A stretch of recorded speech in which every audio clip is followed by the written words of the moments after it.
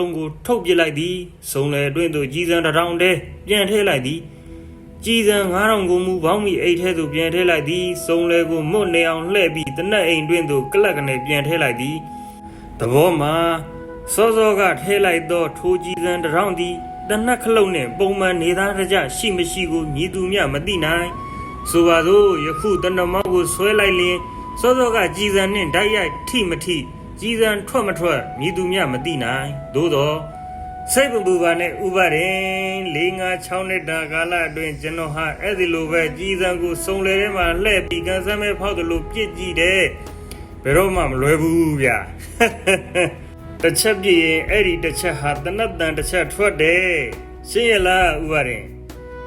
မင်္ဂလာပါခင်ဗျာရုပ်ရှင်မင်းသားဒါရိုက်တာစာရေးဆရာကြီးဦးသူမောင်ရေးဖွဲ့ထားတဲ့အကျွေးဆိုတဲ့ဝတ္ထုလေးကိုဒုတိယပိုင်းဇက်သိမ်းမအနေနဲ့ဖတ်ပြပေးတော့မှာဖြစ်ပါတယ်။ရွာလေသူ့ရောက်တော့အခါရုံစုနဲ့လူတစုကိုတွေ့ရသည်ထိုလူစုသည်ရွာလေလမ်းမှာတနေရာကိုဝိုင်းအောင်ကြည့်ရှုနေသည်သူတို့အထက်မှာတစုံတစ်ယောက်ကအောင်ဗလာကိုလှမ်းမြင်လိုက်တော့အခါကောင်းလေးရေဟူ၍ဆွဲငင်ဖြစ်သောငိုတံပါကြီးဖြင့်လှမ်းခေါ်လိုက်သည်ထိုသူကအခြားသူမဟုတ်ရဲ့ရီရွာရေးမှာနေရာတကာပါသောဒေါ်အမပင်ဖြစ်ပါသည်အခြေအနေလုံးစုံကိုနားလည်ပြီးဖြစ်သောအောင်ဗလာသည်လူအုပ်ရှိရာသို့တဖြည်းဖြည်းအေးဆေးတည်ငြိမ်စွာဖြင့်တလန်းချင်းလျှောက်လာခဲ့လေသည်သူတသက်နှင့်တကူပထမဦးဆုံးအကြိမ်ဖြင့်ရွာသူရွာသားများ၏အရေးတယူဂယုတစိုက်ပြုခြင်းကိုခံစားလိုက်ရသည်ဝိုင်းအောင်နေသောလူတစုသည်ရှဲကနေဘေးဖယ်၍သူ့ကိုလမ်းပေးကြသည်ကရုဏာသက်စွာကြည်နေကြသောမျက်လုံးပေါင်းများစွာကြားမှဖြတ်လျှောက်လာသောအောင်မလသည်ထိုသူအလုံးထက်ကရုဏာသက်စရာကောင်းသောမျက်လုံးပိုင်ရှင်ကိုလူအများ၏အလဲလမ်းကြောင်းပေါ်တွင်ပိုးလိုပလက်တွေ့လိုက်ရသည်အဖေဒူးညင်းစွာခေါ်လိုက်ရင်းကအဖေ၏အလောင်းဘေးတွင်ဒူးထောက်ထိုင်လိုက်လေသည်အဖေပါဇက်သည်ဟာစီစီကလေးပွင့်နေသည်မြမာတို့အယူအဆွဲရတစုံတရာကိုစိတ်မချစွာတည်ဆုံးသွားရဟန်တူလေသည်အဖေမျက်လုံးတွေကတော့ပိတ်နေသည်တရားရောကအမြင်မတော်သဖြင့်လက်ဖွားနဲ့တက်ပြီးပိတ်ပေးလိုက်ဟန်တူသည်နှုံမို့သာဆိုလျင်တစုံတရာပြောခဲ့ခြင်းဟန်တူသောအဖေမျက်လုံးကိုအောင်ဗလတွေးလိုက်ရပေအောင်တော်မူအဖေမျက်လုံးတွေကမျက်နာတွင်သူမသေးခင်ကပြောသွားခဲ့သောစကားများ၏အတိတ်ဘက်ကိုရောင်ရမ်းရှာဖွေနေလေသည်ကောင်းလေးတတိထားနော်ကိုယ်စိတ်ကိုနိုင်အောင်ထိန်အသုဘများတွင်တည်ဆုံးသူနှင့်ပတ်သက်သူကိုအားပေးစကားပြောတတ်သောဒေါ်အမာ၏အတန်ကိုစိတ်ညစ်ညူးစွာကြားလိုက်ရသည်တစုံတစ်ယောက်ကအောင်ဗလ၏လက်မောင်းကိုလာကင်သည်လှဲ့ကြည့်တော့ကိုကြီးကိုတောင်းသည်ရဲရဲရွာရေးမှစိတ်ဝင်စားသူတစ်ယောက်ဖြစ်သည်ကိုကြီးကိုတောင်းကအောင်ဗလလက်ကိုဆွဲရင်းလူအုံနှင့်ကင်းရာသို့ခေါ်သွားသည်တို့ရာတွင်အောင်ဗလကပင်စ၍မေးလိုက်သည်အဖေဘာမှသွားသည်လေအကိုကြီးထပင်ကုန်းရွာကတကြီးသမက်ဖိုးစောနဲ့တွားတွေ့ပြီးညမေရဲ့အကိုကြီးသားတွေနဲ့ဆက်သွဲတော်လန်ကြီးကိုဆက်လုပ်ပါတဲ့ဒါပဲလားအေးဒါပေမဲ့ဒီအကြောင်းကိုဘယ်သူမှမသိသေးနဲ့အန်ဒီများတယ်ကွာမင်းသွားရင်ငါပါပြောငါလေးလိုက်မယ်ပေးချင်နေသောအဖေဤအင်ဂျီကိုတရုတ်တရချွတ်ယူလိုက်သည်ထိုအချိန်တွင်တစုံတစ်ယောက်ကသူ့ကိုလာခေါ်ပြန်သည်ဟေ့ကောင်အောင်ဗလားတကြီးခေါ်နေတယ်အောင်ဗလသည်ဘယ်သူအိမ်ကမှလက်ခံမည်မဟုတ်သောအဖေအလောင်းကိုဗမှန်ဗဇန်ညီကိုတို့အကူအညီဖြင့်ဆရာတော်အကြောင်းတို့ခိတ္တယူသွားခိုင်းလိုက်သည်သူတကြီးအိမ်သို့ရောက်သောအခါမျက်ရည်ကလေးကလဲဖြင့်အိမ်အောက်မှစောင့်နေသောတကြီးသမီးလွင်ဆန်းရင်ကိုတွေ့ရသည်လွင်ဆန်းရင်သည်အိမ်တရီမပြတ်တစ်ချက်ပြုံးပြရင်းအိမ်ပေါ်သို့တက်ခဲ့သည်တကြီးရှိတွင်ကျုံကလေးထိုင်သောအခါမျက်ထောင်နီးဖြင့်ကြည်ရင်ခေါင်းတဆက်ညိမ့်သောတကြီးကိုမြင်ပြင်းကပ်စွာတွေ့လိုက်ရသည်အေးအဲ့ဒါပဲမင်းလည်းဒီလန်းလိုက်ရင်မင်းအဖွေလိုဖြစ်မှာပဲ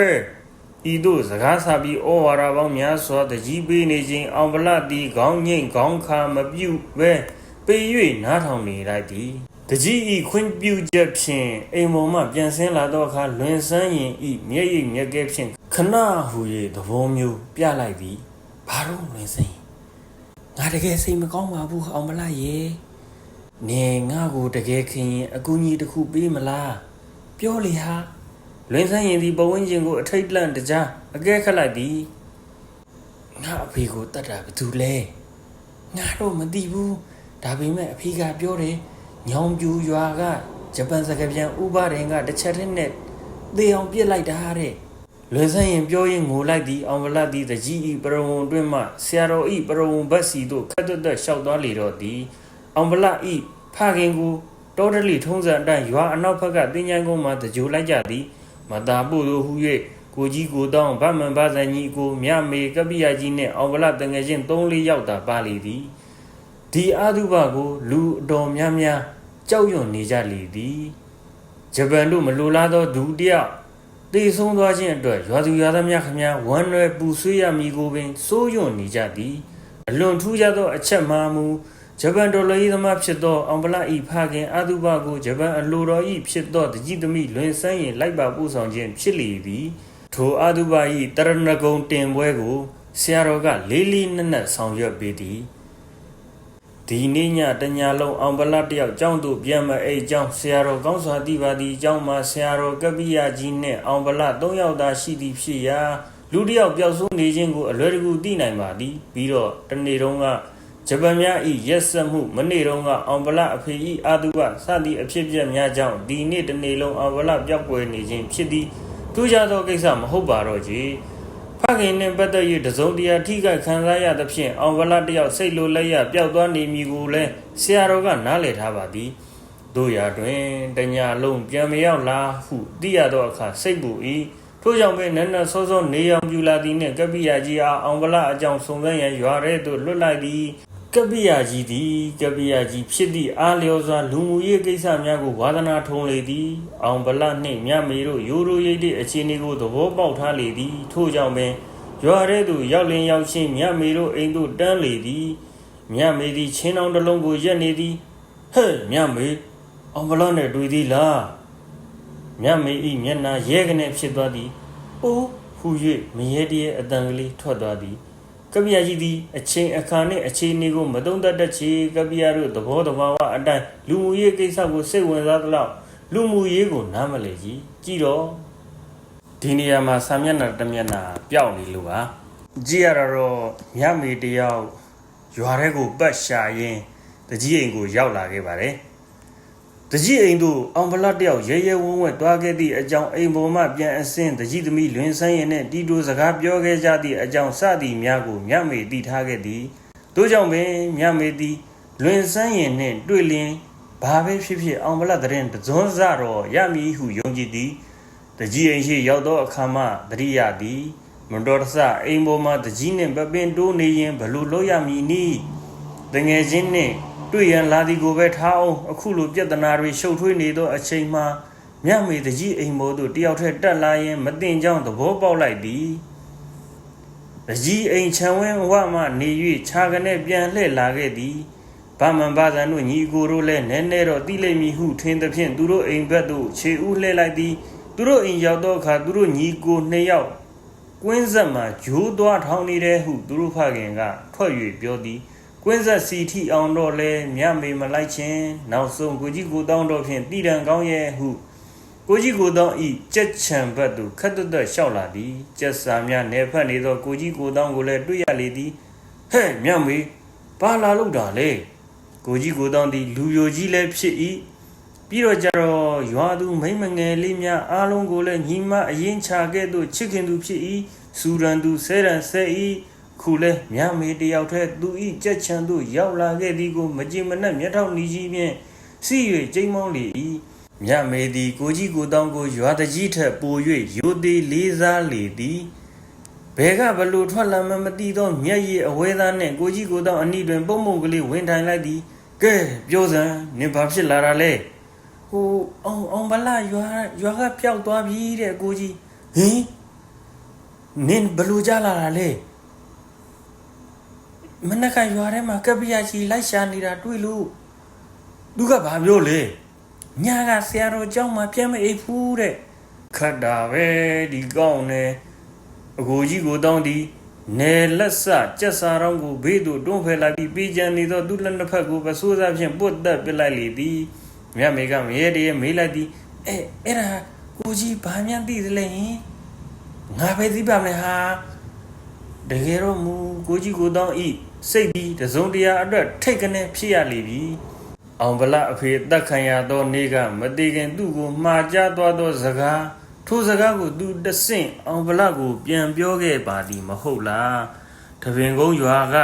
တကြီးသမတ်ဖိုးစောနဲ့တွားတွေ့ပြီးမြတ်မေရဲ့အကိုကြီးသားတွေနဲ့ဆက်သွဲဒေါ်လာရေးဆက်လုပ်ပါတဲ့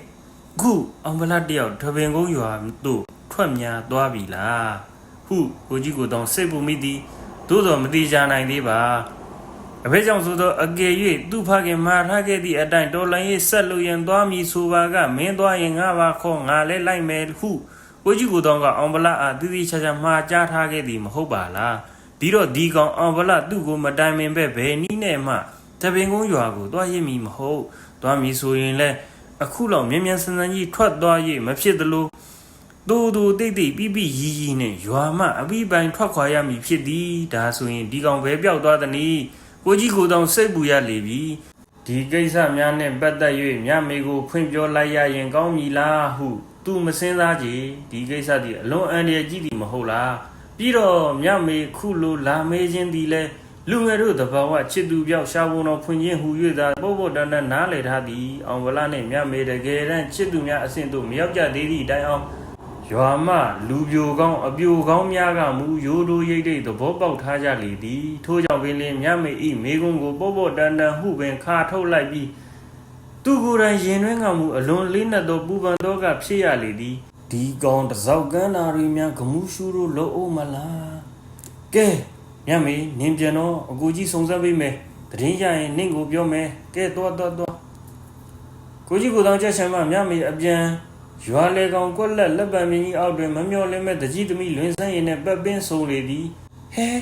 မြမေနင်ဘယ်သွားမလို့လဲလွင်ဆန်းရင်အေးငါလည်းနင့်ကိုရှာနေတာဘာထွက်လဲအောင်ဗလာအကြောင်းနင်ကြားပြီးပြီလားအေးငါလည်းအဲ့ဒါနင့်ကိုမေးမလို့နင်ကိုဘာသိလဲလွင်ဆန်းရင်အေးငါလည်းဒီလောက်ပဲသိတယ်ဒါပေမဲ့လွင်ဆန်းရင်ဒီပြောရကောင်းလို့မကောင်းလို့ချင်းချိန်လိုက်သည်ထိုအချက်ကိုမြမေကလည်းသိလိုက်သည်ပြောတာပြောပါလွင်ဆန်းရင်ရဲ့ငါတို့ဟာတငယ်ချင်းတွေပဲဒီချိန်မှာအရေးကြီးပြီမဟုတ်လားဟုတ်တယ်အရေးကြီးလို့လဲငါစဉ်းစားနေတာပေါ့အောင်ဗလာနဲ့ပတ်သက်၍မသိစိတ်ကလေးများကအပြိုင်ဆန်ချင်းငွေချစ်ရိတ်များရှိနေကြသဖြင့်ကောင်းကောင်းမျက်နှာကြောမတည့်ခဲ့ကြသောမိမပြိုနှစ်ဦးဒီခုတော့လဲတငယ်ချင်းတွေလိုပါပဲလားလွင်ဆန်းရင်နဲ့နှစ်ကိုကြတိုးတိတ်ပြောပြလိုက်သည်တခုတော့ရှိတယ်သူ့အဖေကိုတတ်တာဘယ်သူလဲလို့ငါ့ကိုမေးတော့ဟိုးညောင်ပြူရွာကဂျပန်စကားပြန်ဥပါရင်လို့ငါပြောလိုက်မိတယ်သူအဲ့ဒီကိုမြန်လိုက်သွားသလားမသိဘူးငါစိတ်ပူလိုက်တာများမိရဲ့ပြောလိုက်မိတာမှားပြီလားမသိဘူးတယောက်ထဲသောကောင်းကလေးအတွက်ကောင်းမလေးနှစ်ယောက်မျက်ရည်ကျကြသည်ညောင်ပြူရွာသည်အောင်ဗလာတို့ရွာနှင့်ခီးနီးလာသည်မဟုတ်ချေတခြား district မြို့ကြီးအပိုင်းနယ်မြေထဲမှာဖြစ်သည်တို့ရတွင်အောင်ဗလာတို့ district နှင့်နယ်ကြားလိုနေရာမြို့မှာဖြစ်သောကြောင့်အလုံးဝေးလာသည်လဲမဆိုသာချေခြေလင်သွားရင်နာနေ4ရက်လောက်ကြာသည်လဲဖြင့်သွားလျင်2ရက်စာလောက်ခီးဝေးသည်အောင်ဗလာသည်ရွာမှထွက်လာစားကမူခြေလင်ဖြစ်၍ခီးအတန်ငယ်ပေါသောအခါခြားရွာကနွားလက်ခီးကြုံသဖြင့်လိုက်ခဲ့ရပြန်သည်ပူပြီးကံကောင်းခြင်းတော့တခြားသောနောက်ထပ်တရွာအရောက်တွင်တငယ်ချင်းတယောက်နှင့်တွေ့လေသည်ထိုတငယ်ချင်းတို့မိသားစုသည်တော်မြင်ရများကိုဖမ်းဆီးပြီးရင်မောင်းအောင်ပြုပြင်ထိမ့်သိမ်း၍မြို့ကြီးများစီသို့လှဲဆဲမြင်းများအဖြစ်ပြန်လီရောင်းချကြသည်ထိုတငယ်ချင်း၏အကူအညီဖြင့်ရင်ကျေးကာသဖြစ်နေသောမြင်းပုကလေးတစ်ကောင်ကိုငှားရန်ရရှိခဲ့သည်အောင်ဗလာတို့ဒေသသည်မြင်းပေါ်သောဒေသဖြစ်သည်ဖြင့်ထိုဒေသသားတို့သည်မြင်းနှင့်ပတ်သက်၍ကျွမ်းကျင်ကြသည်အောင်ဗလာလည်းမြင်းကောင်းစွာစီးရသည်ထိုမြင်းပုကလေးဖြင့်ညောင်ပြိုရွာသို့အောင်ဗလာလင်းမြန်ခီးဆက်နိုင်ခဲ့သည်ဒီရွာကဂျပန်စကားပြန်အလုပ်လုပ်တဲ့ဥပဒေနေတာဘယ်အိမ်မှာလဲခမညာမြမကြီးပါများဒလိထုံးစံအတိုင်းလူစိမ့်တယောက်ဝင်လာလျင်ချက်ချင်းသိနိုင်တတ်ကြသည့်အတွက်မြင်းပုကလေးဖြင့်သာရောင်းချရောက်ရှိလာသောအောင်ဗလာကိုညောင်ပြူရွာသားများကဝိုင်းဝန်းအကဲခတ်နေကြသည်ဖခင်ဤစိတ်ဖြင့်သွေးဆူလာခဲ့သောအောင်ဗလာသည်ညောင်ပြူရွာသားတဦးအားအကြောက်အလန့်ပြင်းမဲ့စွာအထက်ပါတိုင်းမေးလိုက်ခြင်းဖြစ်သည်ဘာကိစ္စရှိလို့ပါလဲကွယ် သူ့ကိုကျွန်တော်အကျွေးဆက်စရာရှိလို့ပါအောင်ဗလာကထိတ်ငေါ့စွာမေးလိုက်တော့လဲရွာသားလူငယ်2ယောက်3ယောက်ကဟက်ကနေရီလိုက်ကြသည်အပြောအဆိုရဲဟန်တူသောရွာသားတစ်ယောက်ကကြားသာမိုးကျူကွာတပြားကိုနှံပြားမှတ်ပြီးခွာနေတဲ့ဥပရင်လိုလူမျိုးကတရွာသားကိုငွေချီရတယ်လို့ဟာဟာဟာထရီမူလာဟန်တူသောအမျော်မြင်ရှိပုံရသောရွာသားကြီးတို့ကမူအောင်ဗလာကိုနားမလည်စွာကြည့်လိုက်ပြီးတကယ်ပဲကြွေးဆက်စရာရှိသလားတကယ်ပါဗျာအေးမောင်ရင်စကားကြားရတာဟိုတလော့စီကဂျပန်တွေတို့မြန်မာနိုင်ငံကြီးကိုလွတ်လပ်ရေးအတုပေးသလိုပဲမယုံနိုင်စရာကွာတခြားရွာသားတို့ကဒါပေါ့ဗျာဥပရင်ကဂျပန်နဲ့ပေါင်းနေတာပဲဂျပန်လိုပဲကြင့်ကြံမှာပေါ့အဖို့တို့ကကွယ်စကားလည်းကြည်ပြောကြပါဦးဘာရင်ကြားတော်လို့ဂျပန်လက်အခန့်နေရပါဦးမယ်အောင်ဗလာစိတ်မရှိနိုင်တော့ကြီးကဲဥပရင်အင်ကိုသာကျွန်တော်ကိုပြကြပါဗျာဒီရွာလမ်းအတိုင်းတဲ့တဲ့သွားရွာဟိုဘက်ထိရောက်ရင်စမ်းချောင်းကလေးတစ်ခုတွေ့လိမ့်မယ်စမ်းချောင်းကလေးကိုရေးရေးသာဖြတ်သွားရေကဒူးလောက်ပဲရှိတယ်အဲ့ဒီစမ်းချောင်းလွန်တာနဲ့ကုန်းမြင့်ကြီးပေါ်မှာရှိတဲ့အိမ်ဟာသူ့အိမ်ပဲစမ်းချောင်းဟိုဘက်မှာအိမ်ဆိုလို့သူ့တစ်လုံးပဲရှိတာကျေးဇူးပါပဲအဖရဲ့မြစ်စကြိုကိုဇက်ကနေဆွဲလိုက်သည်မြင်းချေလန်း10လမ်းမြရောက်တော့အခါစောစောကလူအုပ်စီမှအတန်တန်ကြားလိုက်ရ၏ခုချိန်ဆိုရင်အိမ်မှာရှိခြင်းမရှိမဲဟေ့ဒီကောင်ကြီးထရောရောက်နေရောပေါ့စောစောကထေသမား၏အတန်ပင်ဖြစ်လိမ့်မည်သူတို့ညွန်လိုက်သည့်အတိုင်းပင်ချောင်းတစ်ဖက်ကကုန်းမြင့်ကလေးပေါ်ရှိဓနီမိုးပြင်းတောင်ကတက်ရသောအိမ်ကလေးတစ်လုံးစီသို့အောင်ဗလာရောက်လာခဲ့သည်ခြံဝင်းအတွင်းသို့ဝင်လာသောအခါအင်္ဂလိပ်သည်တကားကိုအလုံးပိတ်၍တိတ်ဆိတ်နေသည်ကိုတွေ့ရလေသည်အိမ်နောက်ဖေးဘက်စီမှထင်းခွဲသံလိုကြားရသဖြင့်ရောက်သွားမိသည်ခြံစည်းရိုးတိုင်းများဆိုက်ထူနေသောလူ2ယောက်3ယောက်ကိုတွေ့ရသည်အောင်ဗလာမြင်းမော်ကမစင်းပဲဥပဒေဆိုတာဘယ်သူပါလဲခမညာဟေးဘာကိစ္စရှိလို့လဲကွကျွေးမိကိစ္စလေးရှိလို့ပါဘာလို့မင်းကကြွေးတောင်းရအောင်လာတာလားကျွန်တော်ကဆက်ရမှာပါဝလုံးကွင်းမြဝိုင်းရီလိုက်ကြသည်ကျွန်တော်တကယ်ပြောနေတာပါဗျာအေးဒါဆိုရင်လဲထရောကိုလိုက်သွားထရောကဘဲဘက်မှာလဲဗျဟိုးတဲ့မှာမြင်နေရတဲ့ထပင်အုပ်ကထရောပဲလှည့်ထွက်လာခဲ့လေသည်နောင်နာစီမှအတန်တန်ကြားလိုက်ရပြန်သည်အကျွေးလာဆက်တာတဲ့ကြောင်တောင်နဲ့ပါကွာအဆွေးသမားများအဖို့လွမ်းမိုးဝယ်ကောင်းသောအချစ်သမားများအဖို့မွေးလျော်ဝယ်ကောင်းသောထမ်းရည်သမားများအဖို့ပျော်ရွှင်ကြည်နူးကခုံဝယ်ကောင်းသောတဘာဝအလျောက်ဖြစ်ပေါ်နေသောထရောကြီးသည်အောင်ဗလာအဖို့ရမူကာတွန်းဇလန်းများတွေက၆ချဝယ်ရာအိမ်ကြီးစီသို့ရောက်လာရသောသူရဲကောင်းကလေးတယောက်ကဲ့သို့ဖြစ်နေလေသည်မြင်းမပုပုကလေးကိုထပင်များအကြကွေကပက်ကမောင်းနှင်ရင်လူစုစုရှိနေသောထလက်ကထလက်မိုးတဲကလေးနှလုံးသုံးလုံးရှိနေသောမြက်ခင်းလွင်မြင်းညီညာသောတနေရာသို့အောင်ဗလာရောက်ရှိလာခဲ့သည်နေရာထမ်းမင်တပင်ရင်း၌မြင်းကလေးကိုခြိထားခဲ့သည်ပထမဆုံးထရဲအနီးသို့ချင်းကပ်သွားသည်အထက်စီမှမူရဲ့အော်ဟစ်စူညံနေသံများကိုကြားလိုက်ရသဖြင့်နည်းနည်းတော့စိတ်ပြက်မိသည်တို့ရာတွင်ကိုကိစ္စနှင့်ကိုအရဲကိုကထမ်းတဲ့အတွင်းသို့ဝင်လိုက်သည်စူစူညံညံအတန်များမူရဲ့ဝေဒီနေသောမျက်နှာများကြောင့်ဘသူကိုဘလို့စရမည်မှမသိဖြစ်နေလေသည်ဟေ့ချတိတ်ချမလို့လားကွာဟိုမှာအုံမခွနဲ့ထမ်းဘူးတွားယူကြီးဆိုင်ရှင်နှင့်တူသောလူကြီးကပြောလိုက်သည်ကျွန်တော်ထမ်းရည်တော့ဖို့လာတာမဟုတ်ပါဘူးဗျာဟေးထမ်းရည်မတော့ခွနဲ့ထမ်းတော့ကိုဘာကြောင့်လာရတာလဲဥပဒေဆိုတဲ့လူနဲ့တွေ့ကျင်လို့ပါဗျာဆိုင်ရှင်နဲ့တူဟန်ရှိသောလူကြီးနှင့်အောင်ဗလာတို့ကျဲလောင်သောစကားသံများကြောင့်တဆိုင်လုံးရှဲကနေငြိမ်သက်သွားပြီးအောင်ဗလာကိုဝိုင်းဝန်းအာယုံဆိုင်လိုက်ကြသည်ကံကောင်းထောင်းမှခြင်း၍လာတော့မသိထမ်းရည်အမှုလွန်ပြီးရိုင်ထိုးနေသောအသက်40ကျော်ခန့်အရွယ်ရင်အုပ်ကျဲကျဲအရက်မြင့်မြင့်မေယိုကအသားညိုညင့်ညင့်နှင့်လူကြီးတစ်ယောက်သည်အောင်ဗလာဤနဘေးဝါကျမ်းပြင်ပေါ်တွင်ထမ်းရည်ငုံတော့နေရမှစက်ကနေခေါင်းထောင်လာပြီးအောင်ဗလာကိုစူးစူးရဲရဲကြည့်လိုက်သည်ထိုလူကြီးကဟေ့တငယ်ဘာကိစ္စရှိလို့လဲကွာ မူရန်အော်ကြီးဖြင့်မေးလိုက်သည်ဒီရွာရောက်တော့မှဘာကိစ္စရှိလို့လဲကြီးခဏခဏမေးခံနေရသည့်အတွက်အောင်ဗလစိတ်လိုလာသည်ကျွန်တော်ကိစ္စနဲ့ကျွန်တော်ပါဗျာဥပဒေဘယ်မှာရှိသလဲသာပြောပါလောင်ပြောင်တရောအတော့ခိုးခိုးခိခိရည်ချင်းမျိုးဖြင့်ထိုလူကြီးသည်မထုံမထိတ်လှုပ်လိုက်သည်မဟုတ်သေးဘူးလကွာမဟုတ်ရင်လည်းမပြောနဲ့ဗျာဆိုင်တွင်းမှာခြာကနေလှည့်ထွက်လိုက်သည်တို့ရတွင်သူ၏လက်တစ်ဖက်ကိုတစုံတစ်ယောက်ကဆွဲဖမ်းထားလိုက်သဖြင့်တုံငနဲ့ရက်ကဆိုင်တွင်းဘက်သို့ပြန်၍မျက်နှာမူလိုက်ရသည်ဟင်စောစောကလူကြီးပါလားအောင်မလားစိုက်ကြည့်လိုက်ပြီးမျက်နှာချင်းဆိုင်လိုက်သည်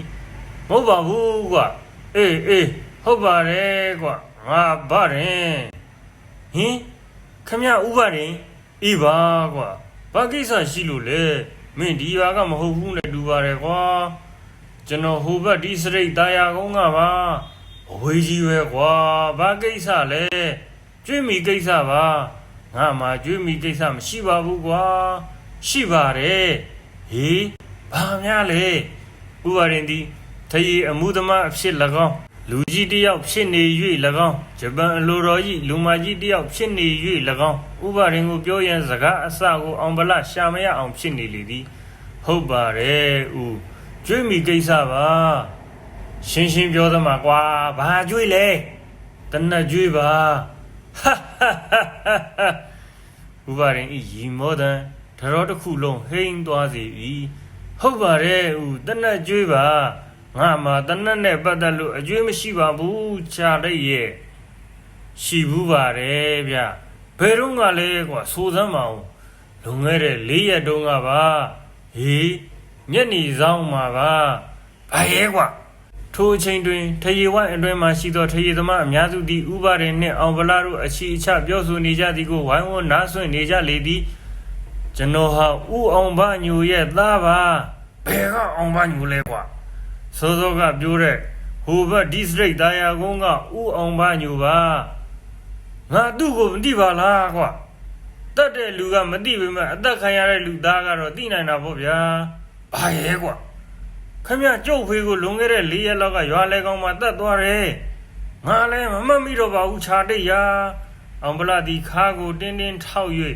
ဥပါရင်နှင့်မျက်နှာချင်းဆိုင်လိုက်သည်မသိလို့ရမလားဗျလူတယောက်ကိုရွာလဲကောင်မှာရက်ဆက်ပြစ်တတ်သွားတာ4ရက်ပဲရှိရဲ့ဘာကြောင့်မသိရမှာလဲဥပါရင်ဤဟိန်ထနေသောရည်တန်ကြီးကတိုက်တာအဆောင်များအတွင်းမှာမဟုတ်ပါလေပဲနဲ့တဲငယ်ကလေးအတွင်းမှာဝဲပဲ့တင်ထပ်သွား၏ဘယ်လိုလုပ်သိမှလဲခြာတိတ်ရမာစတာရီကိုစန့်ကျင်တဲ့လူမှန်သမျှငါတက်လာတာမနေတော့ဘူး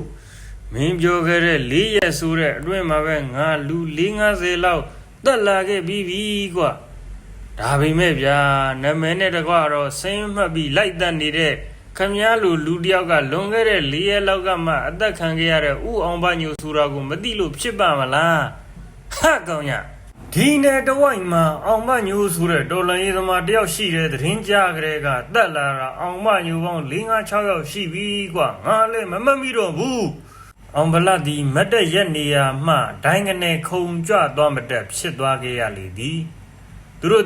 တို့ယက်တီနာရေးအတွက်ထင်ကြီးနှင့်လဲအပြစ်မဲ့သူကိုတတ်ကြပါကလားတကယ်တော့အောင်ဗလဖခင်ဥအောင်ဘညိုသည်ဂျပန်တော်လှန်ရေးသမားမှန်ပါ၏သို့သောအောင်ဘညိုသတင်းကြားသည်နှင့်အောင်ဘညိုမှန်သမျှလိုက်သက်ရကြသည်သူ့အဖေမှာအပြစ်ရှိသည်မို့ဂျပန်မြဘက်ကကြည့်ရင်အပြစ်ရှိသည်မို့ဂျပန်အသက်ခံရသည်မှာမထောင်းတာလားသို့သောအခြားသောဥအောင်ဘညိုကိုအောင်ဘညိုမောင်အောင်ဘညိုများအတွက်အောင်ဗလစိတ်မကောင်းဖြစ်ရသည်ထိုအချိန်တွင်ဥပါရင်သည်အောင်ဗလထံမှမျက်နှာလွှဲပြီးတောက်လက်ဆထမ်းရည်ကိုငုံတောက်နေပြန်လေသည်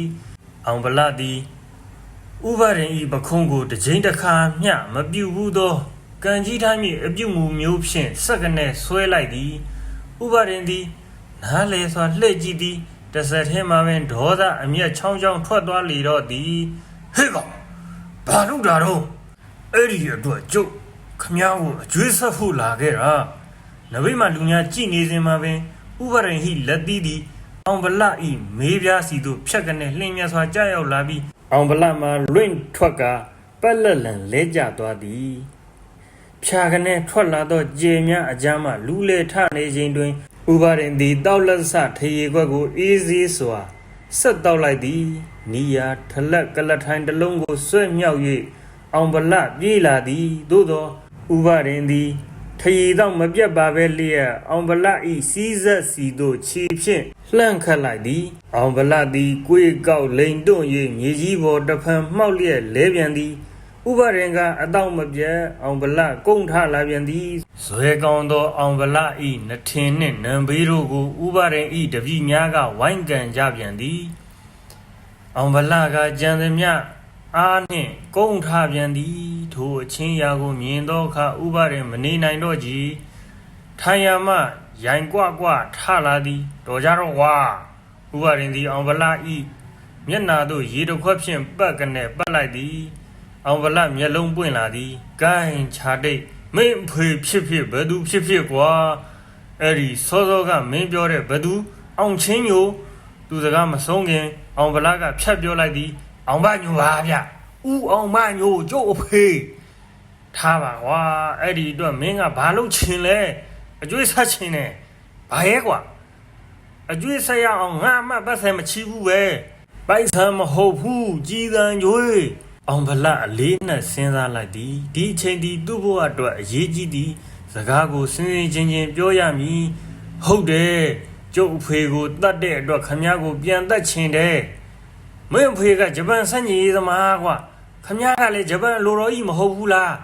ဥပါရင်သည်အောင်ဗလဤခေါင်းကိုခွေးငယ်ကလေးတကောင်ကဲ့သို့ပုတ်တက်လိုက်သည်ဘာလဲကွာမင်းလည်းဂျပန်စန့်ကျင်ရေးသမားပဲလားမတီးဘူးကျုပ်တီးတာကျုပ်အဖေတို့ခမည်းကိုတတ်ချင်တယ်ပဲဒါပဲဥပါရင်ဟဟပပရီမောလိုက်သည်သူခါတွင်ချိတ်ထားသော6လုံးပြူတနက်ကိုထုတ်၍အောင်ဗလလက်ထဲသို့ပေးလိုက်သည်ထိုအချင်းရာကိုမြင်သဖြင့်အသင့်နေထားပြုကာအောင်ဗလကိုတနက်ကိုစီဖြင့်ဝိုင်းချိတ်လိုက်သောသူတပည့်များကိုပင်ဥပါရင်ကလက်ကတားဆီးလိုက်သည်ဥပါရင်ဤတတ္တိကိုအောင်ဗလပထမဦးဆုံးအကြိမ်အဖြစ်လန့်ဖြန့်သွားမိလေသည်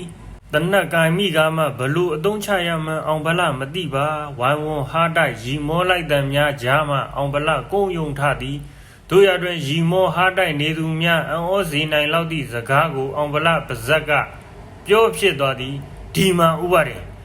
ခမည်းလူတယောက်ကိုကျူးနဲ့တုပ်ပြီးမှဒုံနဲ့ရိုက်တဲ့အလုပ်ကိုကျုပ်ဘယ်တော့မှမလုပ်ဘူးရော့အောင်ဗလသည်ဥပါရင်ဤတနက်ကိုဥပါရင်ထံသို့ပြစ်ပေးလိုက်သည်ခမည်းဟာတကယ်တတ်တိရှိတဲ့လူတယောက်ဆိုရင်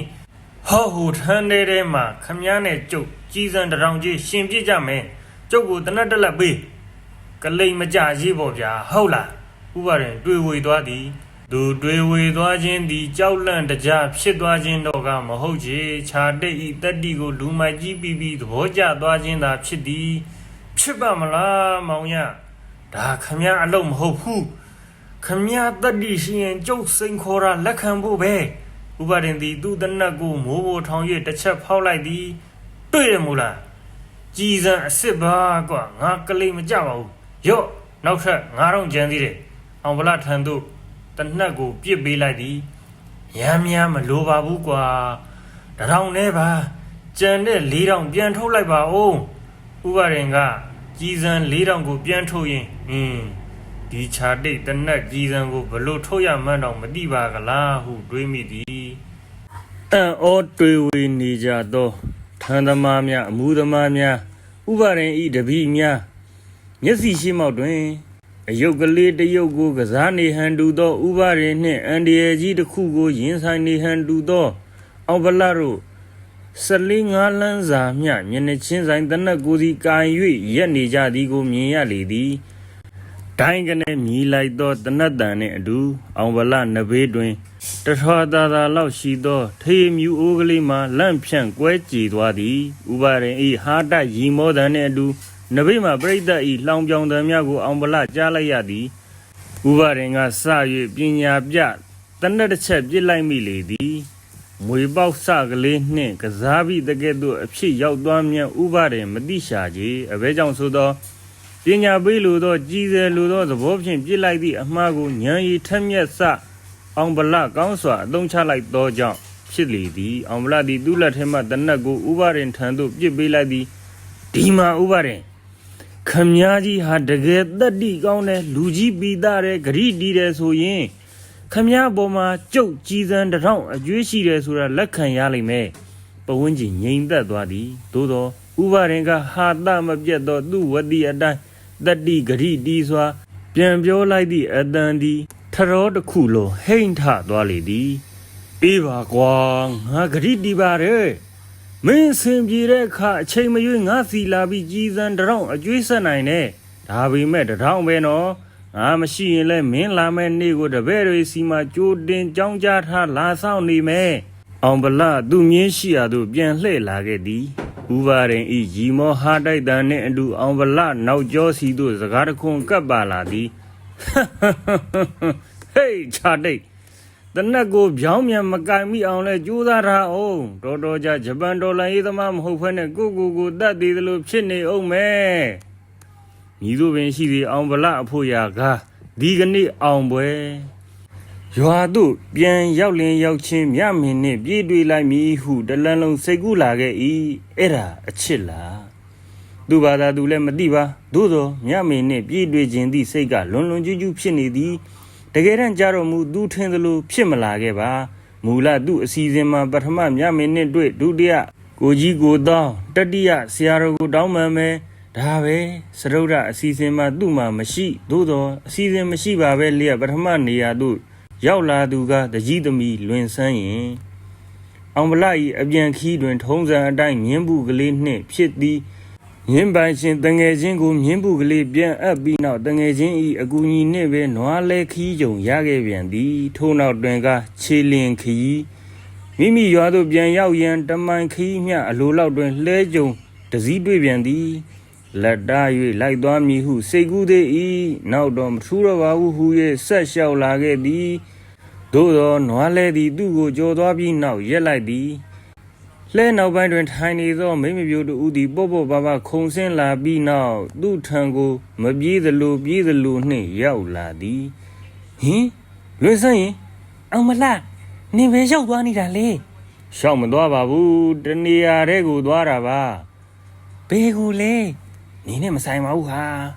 လွင်ဆန်းရင်ဝမ်းနေသွားသည်အောင်ဗလာဤပစ္စလက်ကပြောတတ်သောစကားတိုင်းကိုလွင်ဆန်းရင်ခမဝမ်းနေရသည်ကြီးဖြစ်၏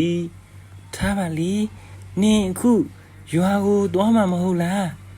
အေးငါတို့လဲနေလိုက်ခဲ့လီနေပါစီဟာလိုက်ခဲ့ပါတငယ်ချင်းရဲ့မလိုက်တော့ပါဘူးဟာနီးလေးကြံတော့တာပဲငါလမ်းလျှောက်လိုက်ခဲ့မယ်နင့်ကိုငါပြောစရာဒီများကြီးရှိလို့ပါအောင်ဗလာရဲ့အောင်ဗလာတပြင်းချလိုက်သည်လွင်ဆန်းရင်နဲ့အတူနွားလဲရှိရသို့လိုက်ပါလာခဲ့သည်ဘာတွေများပြောစရာရှိလို့လဲလွင်ဆန်းရင်နင်ရွာကပျောက်သွားတော့ငါတို့ဖြင့်စိတ်ပူလိုက်ရတာငါတို့ဆိုတာဘယ်သူတွေလဲဩငါရဲ့မြတ်မီရဲ့ပေါ့ဩ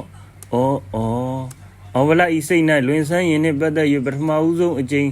စဉ်းစားပြစ်လိုက်သည်ကဲဆက်ပြောလီနင့်မှာငါ့ကိုပြောစရာတွေအများကြီးရှိရဲဆိုဒါတော့ပါပဲဟာဒါနဲ့အများကြီးဆိုဤပေါ့အဲ့ဒါအများကြီးပေါ့ဘယ်လိုလဲဟာနင်စကားကအေးလီနင်ကရွာကထွက်သွားလို့ငါကစိတ်ပူနေရတာတွေပြောစရာတွေအများကြီးပေါ့ဒါဆိုပြောလီငါပြောပြီးပြီပါမကောလားအောင်ဗလာရေငါစိတ်ပူနေတယ်ဟာအများကြီးဆိုဟာဤပေါ့အဲ့ဒါအများကြီးပေါ့ဝမ်းနေတယ်လည်းမဟုတ်ဝမ်းသာတယ်လည်းမဟုတ်တော့လွင်ဆန်းရင်ဤစကားတန်ကြောင့်အောင်ဗလာရင်တွင်တစုံတရာခံစားလိုက်ရသည်လွင်ဆန်းရင်နှင့်ပတ်သက်၍ပထမဆုံးအကြိမ်အဖြစ်ဘာခေါ်မလဲတမျိုးကြီးဖြစ်သွားသည်လွင်ဆန်းရင်တို့လှဲနှင့်အတူအောင်ဗလာရွာသို့ပြန်လိုက်လာခဲ့သည်မြမေနှင့်တွေ့ရန်ကိုပထမအစီအစဉ်ဖြင့်စိတ်ကူးခဲ့တော်လဲခုတော့ဒုတိယအစီအစဉ်ဖြင့်ထားလိုက်ရသည်သို့တော့ထိုဒုတိယအစီအစဉ်သည်ပင်လျှင်ဖြစ်မလာရပါရွာသို့ရောက်ပြီးညမေအိမ်ဘက်သို့သွားမိစိတ်ကူးစဉ်မှာပဲဟေးအောင်ဗလာမင်းကိုတကြီးခေါ်နေတယ်ဒိတ်ကနေလူဖြစ်သွားသည်ထုံးစံအတိုင်းသုံးမှုံဖြစ်နေသောတကြီးမျက်နှာကိုရင်ဆိုင်လိုက်ရလေသည်မင်းဘယ်ကိုသွားသလဲအောင်ဗလာမှန်ပြောစမ်းအောင်ဗလာသည်တိရဇအရွယ်ကလေးကညာရက်ခဲ့သည်မဟုတ်ချေထို့ကြောင့်ပင်တကြီးအားသူဘယ်ကိုဘာအတွက်သွားထွက်သွားသည့်အကြောင်းကိုအမှန်တိုင်းဖွင့်ပြောလိုက်လေသည်တကြီးသည်ဒေါသအမျက်ချောင်းထွက်သွား၏ဟေး မင်းမာစတာတွေနဲ့ပတ်သက်တဲ့လူကိုဘာပြုလို့သွားရန်ပြုရတာလဲမဟုတ်ပါဘူးတကြီးမင်းမာစတာတွေဂျပန်တွေဒေါ်လာရေးတွေလွတ်လပ်ရေးတွေဆိုတာကျွန်တော်ဘာမှမသိပါဘူးကျွန်တော်အဖေအသက်ခံလိုက်ရလို့စိတ်ဆိုးတာတခုပါပဲတကြီးသည်ကလေးသားသားများဖြစ်သေးသောအောင်ဗလကိုယုံကြည်မိလေသည်တကယ်တော့မူအောင်ဗလသည်ပထမဦးဆုံးအကြိမ်ဖြင့်မူသားစကားဆိုလိုက်ခြင်းဖြစ်သည်သူဤရှေ့လျှောက်အစီအစဉ်တို့ကိုတကြီးမသိစေရန်အတတ်နိုင်ဆုံးဖုံးကွယ်ရမည်မဟုတ်ပါလားမူသားမပါလင်္ကာမချောမင်းကနှစ်ခုပြောလိုက်မယ်သေးချာမှတ်သွားတခုကမင်းဖေလုပ်ငန်းဖြစ်တဲ့ဂျပန်ဒေါ်လာရေးကိုလုံးဝစိတ်ကူးဖို့မကြိုးစားနဲ့နောက်တစ်ခုကအဲ့ဒီဂလဲသားခြေခြင်းနဲ့စိတ်ကိုဖျောက်ဖျက်ပစ်လိုက်နောက်တစ်ခါဥပါရင်နဲ့ပြဿနာဖြစ်တယ်လို့ငါမကြားခြင်းဘူးဒါပဲမြတ်မင်းနဲ့တွေ့ရအစီအစဉ်ကိုတတိယအဖြစ်သို့စိတ်ကူးခဲ့တော့လဲစတုဒ္ဒအဖြစ်သို့ပြောင်းလိုက်ရပြန်သည်အဖေကြောင့်ဆိုသောတကြီးဤရာဇတံပေးချက်အရသူဤရှေ့လျှောက်လုပ်ငန်းများကိုအမြန်ဆုံးအကောင့်ထဲပေါ်ရန်အတွက်ကိုကြီးကိုတောင်ကြက်ချံသို့ပြေးခဲ့ပြန်သည်ဒီမှာအောင်ဗလရဲ့ရည်ရွယ်ချက်ဟာလူကိုတတ်ဖို့မဟုတ်ဘူးစနစ်ကိုတတ်ဖို့တို့နိုင်ငံကိုချဲလဲနေတဲ့ဖက်စစ်စနစ်ကိုကျူငုံမကြံတက်ပစ်လိုက်တဲ့အခါမှာအဲ့ဒီဖက်စစ်စနစ်ရဲ့အကိုင်းအခတ်တွေမှာတွဲလောင်းခိုနေတဲ့လူတွေလည်းအလိုလိုသေးကုန်ကြလိမ့်မယ်ငါတို့ရဲ့ဒေါ်လာရေးသမားတွေတိုက်နေတာဟာဂျပန်ကိုမဟုတ်ဘူးဖက်စစ်စနစ်ကိုတိုက်ထုတ်နေတာဒါကြောင့်မင်းလက်စားချေမှုဟာအဓိပ္ပာယ်မရှိဘူးနော်ဖက်စစ်ဒေါ်လာရေးပြီးတဲ့အခါမှာဂျပန်နဲ့မကဘူးအမျိုးသားသစ္စာပေါက်တွေလည်းကြာဆုံးကြမှာပဲတို့ညီရဲ့မင်းဟာလူကြီးလေးဖြစ်ဖို့ကောင်းပြီလေးနက်ဖို့ကောင်းပြီကွာကိုကြီးကိုတောင်းဤအယူအဆကိုအောင်ဗလမတောက်တစ်ခေါက်တော့နားလေပါသည်သို့တော်သူဤလက်စားချီလိုသောသဘောကိုကိုကြီးကိုတောင်းနားလေနိုင်ရန်ကြိုးစားပြောလိုက်သည်အဲ့ဒါပါပဲကိုကြီးကိုတောင်းကျွန်တော်လူမသက်ချင်ပါဘူးဒါပေမဲ့ဥပရင်ကိုတော့သူတို့နှစ်ဦးနားလည်မှုရရှိသွားကြသည်တစ်ဆက်တည်းမှာပဲဘယ်နေ့ဘယ်ချိန်၌ဒီရွာမှခွာကြမည်ဖက်စစ်ဒေါ်လာရေးအတွင်းသို့ခြေစုံပြစ်ဝင်ကြမည်စသည့်အဓိကအစီအစဉ်များကိုအလင်းမြန်ဆုံးရေးဆွဲပြလိုက်ကြသည်နင်ဘဲကိုသွားနေတာလေအောင်ဗလမြတ်မေသည်ပြူတော်မြမိုးကဲ့သို့ငိုမလို့စကားကိုဆိုသည်နင်စိတ်ပူနေသလားဖြည်းစရာလူသေးသလားအောင်ဗလရဲ့ငါကြားကျင်လို့ပါဟာဘာကူလဲဩနင်စိတ်ပူနေတဲ့ဆိုတာကိုပါမတိုင်မင်ကြပဲလျက်ဗျိုင်းသူတပြင်းချလိုက်သည်စရုဒ္ဓအစီအစဉ်ရမြမေအိမ်တို့သွားမည်စိတ်ကူးခဲ့တော်လဲဆရာသမားလည်းဖြစ်ကျေးဇူးရှင်လည်းဖြစ်မိဘသဖွယ်လည်းဖြစ်သောဆရာတော်ဖျားထံဝန်ချတောင်းပန်ရန်အရင်သွားခဲ့ရသည်လောကကြီးအကြောင်းမသိသေးပဲလောကကြီးကိုရင်ဆိုင်ဖို့ဘာကြောင့်ကြိုးစားရတာလဲအောင်ဗလရဲ့အစချီသောဆုံးမဩဝါဒဖြင့်နောက်ဆုံးကျိန်လုံးဖြင့်ထမစိုးယုံတမဲဆရာတော်ကကျိန်မောင်းလေတော့၏ညာဥပန်းရောက်ခါမှမြတ်မေတို့အိမ်ဘက်သို့ထွက်လာခဲ့ခြင်းဖြစ်သည်ကံကောင်းခြင်း၍လာတော့မသိမြတ်မေတို့အိမ်တွင်မြည်သူမှမရှိနှစ်ယောက်ချင်းစကားပြောခွင့်ရလေသည်ထို့ကြောင့်ပင်လျှင်အထက်ပါအတိုင်းရိုးရိုးရိပ်တိတ်သောခြေစကားများကိုပြောပြကြခြင်းဖြစ်လေသည်ထွေလာကေလာစကားများကိုလည်းတော်တော်ကြာပြောကြပြီးနောက်အောင်ဗလသည်ပေါ့ပေါ့ပါပါနေရမှလေးနက်တော်ပြန်သည်မြတ်မေဟင်ငါ့ကိုဂတိတစ်ခုပေးပါလားဟင်ဘာလဲငါအခုပြောမဲ့စကားကိုဘယ်သူမှမပြောပါဘူးဆိုတဲ့ဂတိလေမြတ်မေဤရင်သည်ဖွံ့ဖြိုးသည်ထက်ဖွံ့ဖြိုးသွားဟန်ရှိသည်စကားအဖြစ်ဆိုရခြင်းဖြစ်တော်လဲတကယ်တော့မူတင်စားခြင်းသာဖြစ်သည်ဆိုပါတို့ရင်ခုန်ခြင်းသူအနှစ်နှစ်အလားလားကမျောလင့်ခဲ့ရသောစကားကိုအောင်ဗလထမ်းမှကြားရပြီတော့မည်လာရောင်နှင့်အတူလေညင်းကလေးနှင့်အတူရွာတောင်ဘက်စမ်းကြောင်းကလေးမှလှိုင်းချက်ခုတ်ကလေးများနှင့်အတူတို့ကလိုညင်သာသောခုံချင်းမျိုးဖြင့်ခုံသွားသည်ယင်းနှစ်ယောက်စလုံးခုံနေကြသည်သို့သောအောင်ဗလပြောလိုက်သောစကားသည်မြတ်မေမျှော်လင့်သောစကားမျိုးဖြစ်မလာခဲ့ထို့တူရင်ခုန်သည်လည်းတယောက်နှင့်တယောက်မတူကြမြတ်မေသည်အချစ်အတွက်ရင်ခုန်နေရတော့လဲအောင်ဗလကတော်လန်ရေးအတွက်ရင်ခုန်သည်မြည်သူပင်ရှိထားပါလေ အောင်ဗလာဒီမကြခင်ရက်အတွင်းထပင်ကုန်းရွာမှတကြီးသမတ်ဖိုးတေကတဆင့်ကိုကြီးသားတွေနဲ့ဆက်သွယ်ပြီးဒေါ်လန်ရေးလောကသို့ခြေစုံပြည့်ဝင်တော်မူအကြောင်းမြမေကိုပြောပြလိုက်လေတော့ဒီเจ้าတွေကိုဘယ်သူမှမသိစေချင်ဘူးမြမေငါနားလဲပါတဲ့အောင်ဗလာရဲ့ငိုသံနှင့်ပြောသောမြမေဤစကားကြောင့်အောင်ဗလာစိတ်မကောင်းဖြစ်ရသည်အေးငါလည်းနင့်ကိုနားလဲပါတယ်မြမေရဲ့ဘာကိုနားလဲတာလဲဟာငါနင့်ကိုနားလဲတယ်ဆိုရင်နင်သိရောပေါ့အောင်ဗလာရဲ့မြမေရဲ့မြမေသည်ဘလို့မှန်းမသိသောအောင်ဗလာတစ်ချိန်မှမမြင်ဘူးသောမျက်လုံးဖြင့်ကြည့်လိုက်သည်တမင်မျက်လုံးကြောင့်အောင်ဗလာမမြင်ဘူးသောကြောင့်ဥပမာမပေးတတ်တော့လဲထားပါလေစောစောကပြောသလိုတမျိုးကြီးပါပဲဟုခန်းစားလိုက်ရသည်ဝေလာသောမျက်ရည်များနှင့်အတူမြမေနှုတ်ဖျားမှရေလာမြောင်းပေးစကားတစ်ခွန်းထွက်လာသည်ဒီအတွက်မိမတို့တိတ်ခါမကြပါဟုမြမေယုံကြည်သည်နင့်မှာပြောစရာကုန်ပြီလားမကုန်သေးဘူးဒါဖြင့်ပြောလေတော်လင်ကြီးပြီးမှမမျော်လင့်သောဖြစ်ပျက်တို့သည်ဖြစ်တတ်ကြ၏မြမေသည်တရှိုက်ငင်းငင်းငိုချလိုက်ရင်အောင်ဗလာ၏ရင်ခွင်တင်းသို့ခေါင်းခွေကျသွားလေသည်ဖက်စစ်အမိုက်မှောင်ကိုဖြိုခွင်းအပ်သောလွတ်လပ်ခြင်း၏အလင်းရောင်ကိုပေးစွမ်းအပ်သောလရောင်သည်ဝင်းလက်လွင့်ဖြာနေသည်ထို့အတူအချစ်ထပင်ကုန်းရွာမှတကြီးသမတ်ဖိုးတေနှင့်တွေ့သည့်ဖိုးတေ၏အကူအညီဖြင့်ဒီနယ်တဝိုက်မှတော်လန်ရေးသမားများစုဝေးရာဗဟိုစခန်းသို့အောင်ဗလာရောက်ရှိလေသည်အလွန်အင်မတန်အလုံးများနေသောကိုကြီးသားရင်မြမေ၏အကူနှင့်ဓာတ်ရိုက်တွေ့ခွင့်ရလေသည်ကိုကြီးသားရင်ကိုတွေ့ရသောအခါအရင်ကနဲ့မတူဘဲပို၍လေးနက်နေဟန်ရှိသည်ကိုကြီးသားရင်သည်တော်လန်ရေးနှင့်ပတ်သက်၍များလာစွာသောအတွေ့အကြုံများကိုရရှိနေလေသည်ကိုင်းအောင်ဗလာရေမင်းတယောက်တည်းအနေနဲ့ကတော့ဟိုကတန်းရလေးမှာရဲဘော်တွေနဲ့အတူအိပ်ပေတော့သူတို့စီစဉ်ပေးလိမ့်မယ်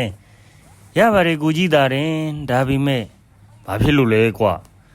ကျွန်တော်နဲ့အတူကိုကြီးကိုတောင်းပါလာတယ်ဘဲကကိုကြီးကိုတောင်းလဲကွာကြက်တူမွေးတဲ့ကိုကြီးကိုတောင်းပါဩကြက်တောင်းကိုခုသူဘယ်မှာလဲနှစ်ယောက်အတူတူလာလို့ရှိရင်ပြဿနာဖြစ်မှာသို့လို့လမ်းခွဲလာကြတာပါမကြပါဘူးသူရောက်လာမှာပါကိုကြီးသားရင်အေးကောင်းတယ်မင်းဘယ်ဆိုးလို့လဲကွာမဟုတ်ပါဘူးကိုကြီးသားရင်ဒါကကိုကြီးကိုတောင်းစီစဉ်တာအေးဟုတ်လားကိုကြီးသားရင်ဒီ6လုံးပြူတစ်လက်ကိုခါတွင်စိုက်ထားသည်ပြောင်းရှည်တနက်တစ်လက်ကိုမူကြောတွင်ဆလွယ်တိုင်းထားသည်ချုပ်ယူအဖာအထေးထေးနှင့်ဘောင်းမီပွားပွားကြီးကိုလည်းဝစ်ထားသည်သူမျက်နာသည်နေလောင်ထားသောကြောင့်ညိုမဲဖောင်းကားနေသည်မိတို့ပင်ရှိသည်ကိုကြီးသားရင်ကိုကြည်ရသည်မှတစုံတရာသောစိတ်တက်ကြွမှုကိုဖြစ်ပေါ်စေသည်ဒါနဲ့ငါနှမမြတ်မေတယောက်ကိုနေကောင်းရဲ့လားကောင်းပါရဲ့ကိုကြီးသားရင်ကိုကြီးသားရင်ကယူယူသားသားမေးခြင်းဖြစ်တော်လဲအောင်ဗလာအဖို့ကမလုံးမလဲဖြစ်ရသည်ကိုကြီးသားရင်နဲ့ရွာအကြောင်းရှေးဟောင်းနှောင်းပြများကိုပြောနေစဉ်မှာပင်ကိုကြီးကိုတောင်းမြင်းတစည်းဖြင့်ရောက်လာသည်ကိုကြီးကိုတောင်းအတွက်ရောအောင်ဗလာအတွက်ပါလိုအပ်သည့်အစီအစဉ်များကိုကိုကြီးသားရင်ကစီစဉ်ညွှန်ကြားလေသည်ကိုကြီးသားရင်ကိုကြည်ရသည်မှာထိုစကားတွင်တော်တော်ကလေးအရေးပါအရာရောက်ပုံရသည်ညနေပိုင်းတွင်ကိုကြီးသားရင်ကဘိုးကြီးဟုအားလုံးတရိုတသေးအခေါ်ခံရသူတဦးထံခေါ်သွားလေသည်အေးဒေါ်လာရေးလုံးမယ်ဆိုတာဟာလူတတ်တာတော့မဟုတ်ဘူးဒါပေမဲ့လူသက်သမားရဲ့ရန်ကိုကာကွယ်ဖို့တော့တနက်ပြည့်ကျွမ်းကျင်ဖို့လိုတယ်အသားမဲမဲရုပ်ဆူးဆူးနဲ့ချစ်ကြည်ညိုဝယ်ကောင်းသောလူကြီးဤစကားကိုကြားရသောအခါအောင်ဗလာကြည်နပ်မိသည်ဘာအတွက်ကြောင့်ဖြစ်သူတနက်ပြည့်တတ်ခြင်းသည်ဥပရင်ကိုလက်စားချီရန်ဖြစ်သည်ရောက်စားကတော့ဒေါ်လာရေးသမားဖြစ်ဖို့လှုပ်ရှားရသည်ကိုညှင်းငွေမိသည်နောက်ပိုင်းလက်တွေ့အဖြစ်တနက်ပြည့်စားသောလေ့ကျင့်ခန်းများဖက်စစ်ဆန့်ကျင်ရေးမျိုးသားရေးလွတ်လပ်ရေးမိနိုင်ငံကာကွယ်ရေးပြန်လည်ထူထောင်ရေးအစရှိသောအတွေးခေါ်ပညာများကိုပါသင်ကြားလာရသဖြင့်အောင်ဗလာသည်ပျော်ရွှင်တက်ကြွသောတော်လှန်ရေးသမားကောင်းလေးဖြစ်လာသည်အထူးသဖြင့်တနက်ပြည့်ကောင်းသောရဲဘော်တို့အဖြစ်သတ်မှတ်ခြင်းခံရသည်ကိုကြီးသားရင်ခီးထွက်သွားတာလေကြာလာကြီးလားဗျာကိုကြီးသားရင်တော်လှန်ရေးကိစ္စတစ်ခုဖြင့်ခီးထွက်သွားသည်ကိုစိတ်ပူနေသောအောင်ဗလာသည်သူ၏တွဲဘက်တော်လှန်ရေးရဲဘော်တို့အားမေးလိုက်ခြင်းဖြစ်သည်ထိုရဲဘော်ကမူအတွေ့အကြုံရှိနေသည့်အလျောက်အေးအေးဆေးဆေးပင်ဖြေသည်သူတခါခီးထွက်ရင်ဒီလိုပဲကြားတယ်ရဲဘော်ရဲ့ဘယ်သွားလဲလို့ကျုပ်တို့သိခွင့်မရှိဘူးဒါဟာလူကြီးတွေရဲ့လျှို့ဝှက်ချက်ဩသို့သောအောင်ဗလာသည်ကိုကြီးသားရင်ကိုအလိုလိုစိတ်ပူနေသည်အထူးသဖြင့်ညအေးရဝင်တိုင်းကိုကြီးသားရင်အကြောင်းရွာအကြောင်း ပြီးတော့မြမေဟာကောင်ရတော်လိုင်းလှုပ်တယ်ဆိုတာယဟန်နေတောထွက်တရားရှာတယ်လို့ကိုကြီးကိုယ်ရာကိစ္စတွေဆွန့်လွတ်နိုင်ရတယ်ကိုကြီးကိုတောင်းကရှင်းပြသည်ဒါကတော့ဗျာကိုကြီးကိုတောင်းမှတန်ရောစဉ်တွေ့တရားမှမရှိပဲကိုလို့မင်းမာကရှိလို့လားကွာအောင်မလားဒီဘာမှပြန်မပြောတော့ပဲရီကျဲကျဲလုံနေလိုက်ရသည်ထိုခါမျိုးတွင်မြမေကိုပို့၍တတိယသည်ခွေးဟောင်သံများနှင့်အတူအောင်ဗလာတို့ရွာအတွင်းသို့ဂျပန်များဝင်ရောက်လာသည်ဂျပန်များနှင့်အတူစကားပြန်ဥပဒေလည်းပါလာလေသည်ထုံးစံအတိုင်းပင်တကူလုံးစုပ်ပြက်ပေးခြင်းဤသောတော်လှန်ရေးသမားတဦးကိုလက်ပြန်ကျိုးတုပ်၍ခေါ်လာသည်ဂျပန်များသည်တကြီးအားမောင်းထု၍လူစုသည်ရွာသူရွာသားများတော်တော်ကလေးဆုံးလင်းလောက်သောအခါစောစောကပြောသောတော်လှန်ရေးသမားကိုဥပဒေကိုယ်တိုင်တနက်ဖြင့်ပြစ်သက်ပြလိုက်လေသည်ရွာလေကောင်မှာအကူညရင်ဆူးရှကျေးလောင်စွာငိုကြွေးလိုက်တန်းသည်တရွာလုံးညံသွားသည်အော်ကိုကြီးသားတယ်အသက်ခံရပြန်ပြီကောအရက်ခိုးဝေးပြီးတရင်တရိုင်ဖြစ်နေသောဥပဒေသည်ရွာသူရွာသားများဘက်သို့လှည့်ပြီးကျိမ်းမောင်းလိုက်သည်အဲ့ဒါပဲမှတ်ထားကြမစတာတွေကိုစန့်ကျင်တဲ့လူမှန်သမျှဒီလန်းလိုက်ရမယ်တို့ကတော့သဘုံတွေကိုမိလာရင်ချက်ချင်းမသက်ဘူးသူနေတဲ့ရွာမှာပြန်ပြီးအားလုံးမှတ်လောက်အောင်သတ်ပြတယ်ထိုအချိန်တွင်မမျော်လင့်သောဖြစ်ရတစ်ခုဖြစ်ပေါ်လာသည်ရွာသူရွာသားများထဲမှမြည်သူများမလုံဝသောအလုတ်ကိုမြမေလှုပ်ချပြီးအားလုံးငြိမ်သက်တိတ်ဆိတ်တွေးဝေနေခြင်းကလေးတွင်မြမေသည်သူ့အကိုကြီးသားရင်ဤအလောင်းကိုတစ်ချက်မျှကြည့်၍ကိုငွေမတည်သေးသောအလောင်းပူပူနွန်းနွေးကိုဥသုံးချိန်ချကြော့ဤထို့နောက်သူ့အိမ်ထဲသို့အေးအေးဆေးဆေးပင်ပြန်ဝင်သွား၏ထင်းခုတ်ရတွင်အသုံးပြုသောဓမ္မရှေကြီးကိုအိန္ဒြေရရဆွဲတက်လာ၏မိမိဝတ္တရားကုံဆုံးပြီးဖြစ်သည်မို့ဂျပန်များနှင့်အေးအေးဆေးဆေးစကားပြောနေသောဥပဒေနောက်ကျောသို့လှစ်ကနေပြေးကပ်လိုက်သည်ညမေသည်အားလုံးအံ့အားသင့်ငေးမောနေကြစဉ်မှာပင်သူရှိသမျှအားကလေးနှင့်ဥပဒေဤဂုတ်ပူအားတာဟလွယ်ပိုင်းချလိုက်သည်ညမေဤထင်းခုတ်သောဓမ္မသည်ဂျပန်စကားပြန်ဥပဒေဤပခုံးတွင်တန်းလန်းကြီးစိုက်ကြသွားသည်ဟဲဟူသောအမေရိကန်များထွက်ပေါ်လာသည်ဂျပန်စစ်သားများသည်ညမေအနီးသို့ပြေးကပ်လာကြသည်ဥပဒေသည်ရုတ်တရက်မိုက်ကနေဖြစ်သွားတော့လဲချက်ချင်းသတိထားမိသည်နှင့်ညမေကိုဖြတ်ကနေလှည့်ကြည့်လိုက်သည်တစ်ဆက်ထဲမှာပဲဝန်းရံလာသောဂျပန်များကိုလက်ကတားလိုက်သည်ပခုံးပေါ်တွင်ဓမ္မကြီးတန်းလန်းနှင့်ဖြစ်နေသောဥပဒေသည်လုံးဝနာကျင်ဟန်မပြအမျိုးအမည်မဖော်ပြနိုင်သောအကြည့်နှင့်သာညမေကိုကြည့်လိုက်သည်ငှက်ကလေးကြက်ကလေးများကိုပင်မတတ်ဖူးသောညမေသည်မိမိ၏လုံရအတွက်ခက်ကြောင်ကြောင်ဖြစ်နေရှာသည်အရေးကြီးသောအချက်တစ်ချက်ကိုဖော်ပြရပါမူထိုအချိန်တွင်ဥပဒေ၏ဆူးရှတောက်ပြောင်သောအကြည့်သည်ညမေ၏ရင်တွင်သို့မွေလိန်တီလိန်လိုတိုးဝင်သွားပြီးတကဲ့သို့ညမေ၏အကြည့်သည်လည်းဥပဒေ၏ရင်တွင်သို့စောစောကဓမ္မတစ်ချက်ထက်ပြင်းစွာစိုက်ဝင်သွားသည်ဤလောက၌ထူးဆန်းသောအရာတို့သည်ပြည့်နှက်နေကြသည်ရွာဦးကျောင်းဆရာတော်ဤအစိုးအမိန့်နှင့်ပြောရပါမူနာနာဝိစိတ်တလောကောကြည်လေဥပဒေနှင့်မြမေတို့သည်တယောက်နှင့်တယောက်တယောက်မျက်လုံးတယောက်အတန်းကြအောင်စိုက်ကြည့်နေကြမိသည်မြမေသည်မွေအညှုခံရပြီးတကယ်သို့မလုံမရှက်ရှိနေသည်ဥပဒေသည်လည်းထရီအရက်ထက်ရစ်မှုဝယ်ကောင်းသောအလှတရားကိုတသက်နှင့်တကူပထမဦးဆုံးအကျင့်အဖြစ်ခံစားမှု့လျော်လိုက်ရသည်အမှတ်မထင်ဖြစ်ရတစ်ခုထပ်မံဖြစ်ပေါ်လာလေသည်ပခုံးတွင်ဓမ္မတန်လန်းကြီးစိုက်ကြလက်သားကြီးနှင့်ဥပဒေသည်မြမေကိုလက်ပြန်တစ်ချက်မျှရိုက်ချပစ်လိုက်သည်မြမေသည်မြေပေါ်သို့မိုက်ကနေပုံကျသွားသည်ထိုတစ်ချက်ထဲနှင့်ပင်လောကကြီးသည်မှောင်အတိကျသွားပြီးတကဲ့သို့မြမေခံစားလိုက်ရသည်ဥပဒေသည်တတိလက်လွတ်ဖြစ်နေရှာသောမြမေကိုဆွေကနေပွေယူလိုက်သည်မြင်းမော်သို့အလျားလိုက်မှောက်တင်လိုက်သည်သူကိုယ်တိုင်လည်းမြင်းမော်သို့တက်လိုက်သည်ပယိုးပရင်စီမှကျိန်းဆက်ဆက်ဝေဒနာနှင့်အတူမြမေလူးလဲနိုးထလာခြင်းတွင်သူခုတ်လိုက်သောကြောင့်စိုက်နေသောဓမ္မကြီးကိုဥပဒေသည်ဂျပန်တယောက်နှင့်အတူဆွဲဖြုတ်နေကြောင်းတအံ့တော်တွေးလိုက်ရသည်ထိုနေရာသည်ပင်ဘယ်နေရာမှမြမေမသိသူမရောက်ဖူးသောတောဆက်ကလေးတစ်ခုပင်ဖြစ်သည်တတိဝင်လာလင်ဝင်လာခြင်းမြမေသည်ဥပဒေအနီးသို့လျှောက်လာခဲ့သည်သူကိုပြုံးထိထိကြည့်နေသောဥပဒေ၏မျက်နာသို့ပတ်ကနေဒရွေးဖြင့်ထွေးချလိုက်သည်ထွေး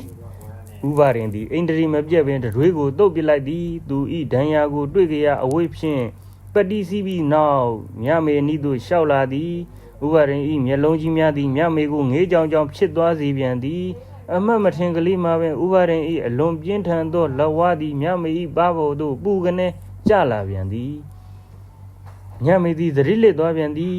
သို့သောသတိလစ်ခြင်းဟူသည်မှာသေဆုံးခြင်းမဟုတ်သောကြောင့်ထိုသတိလစ်နေစဉ်အချိန်တွင်မှာပင်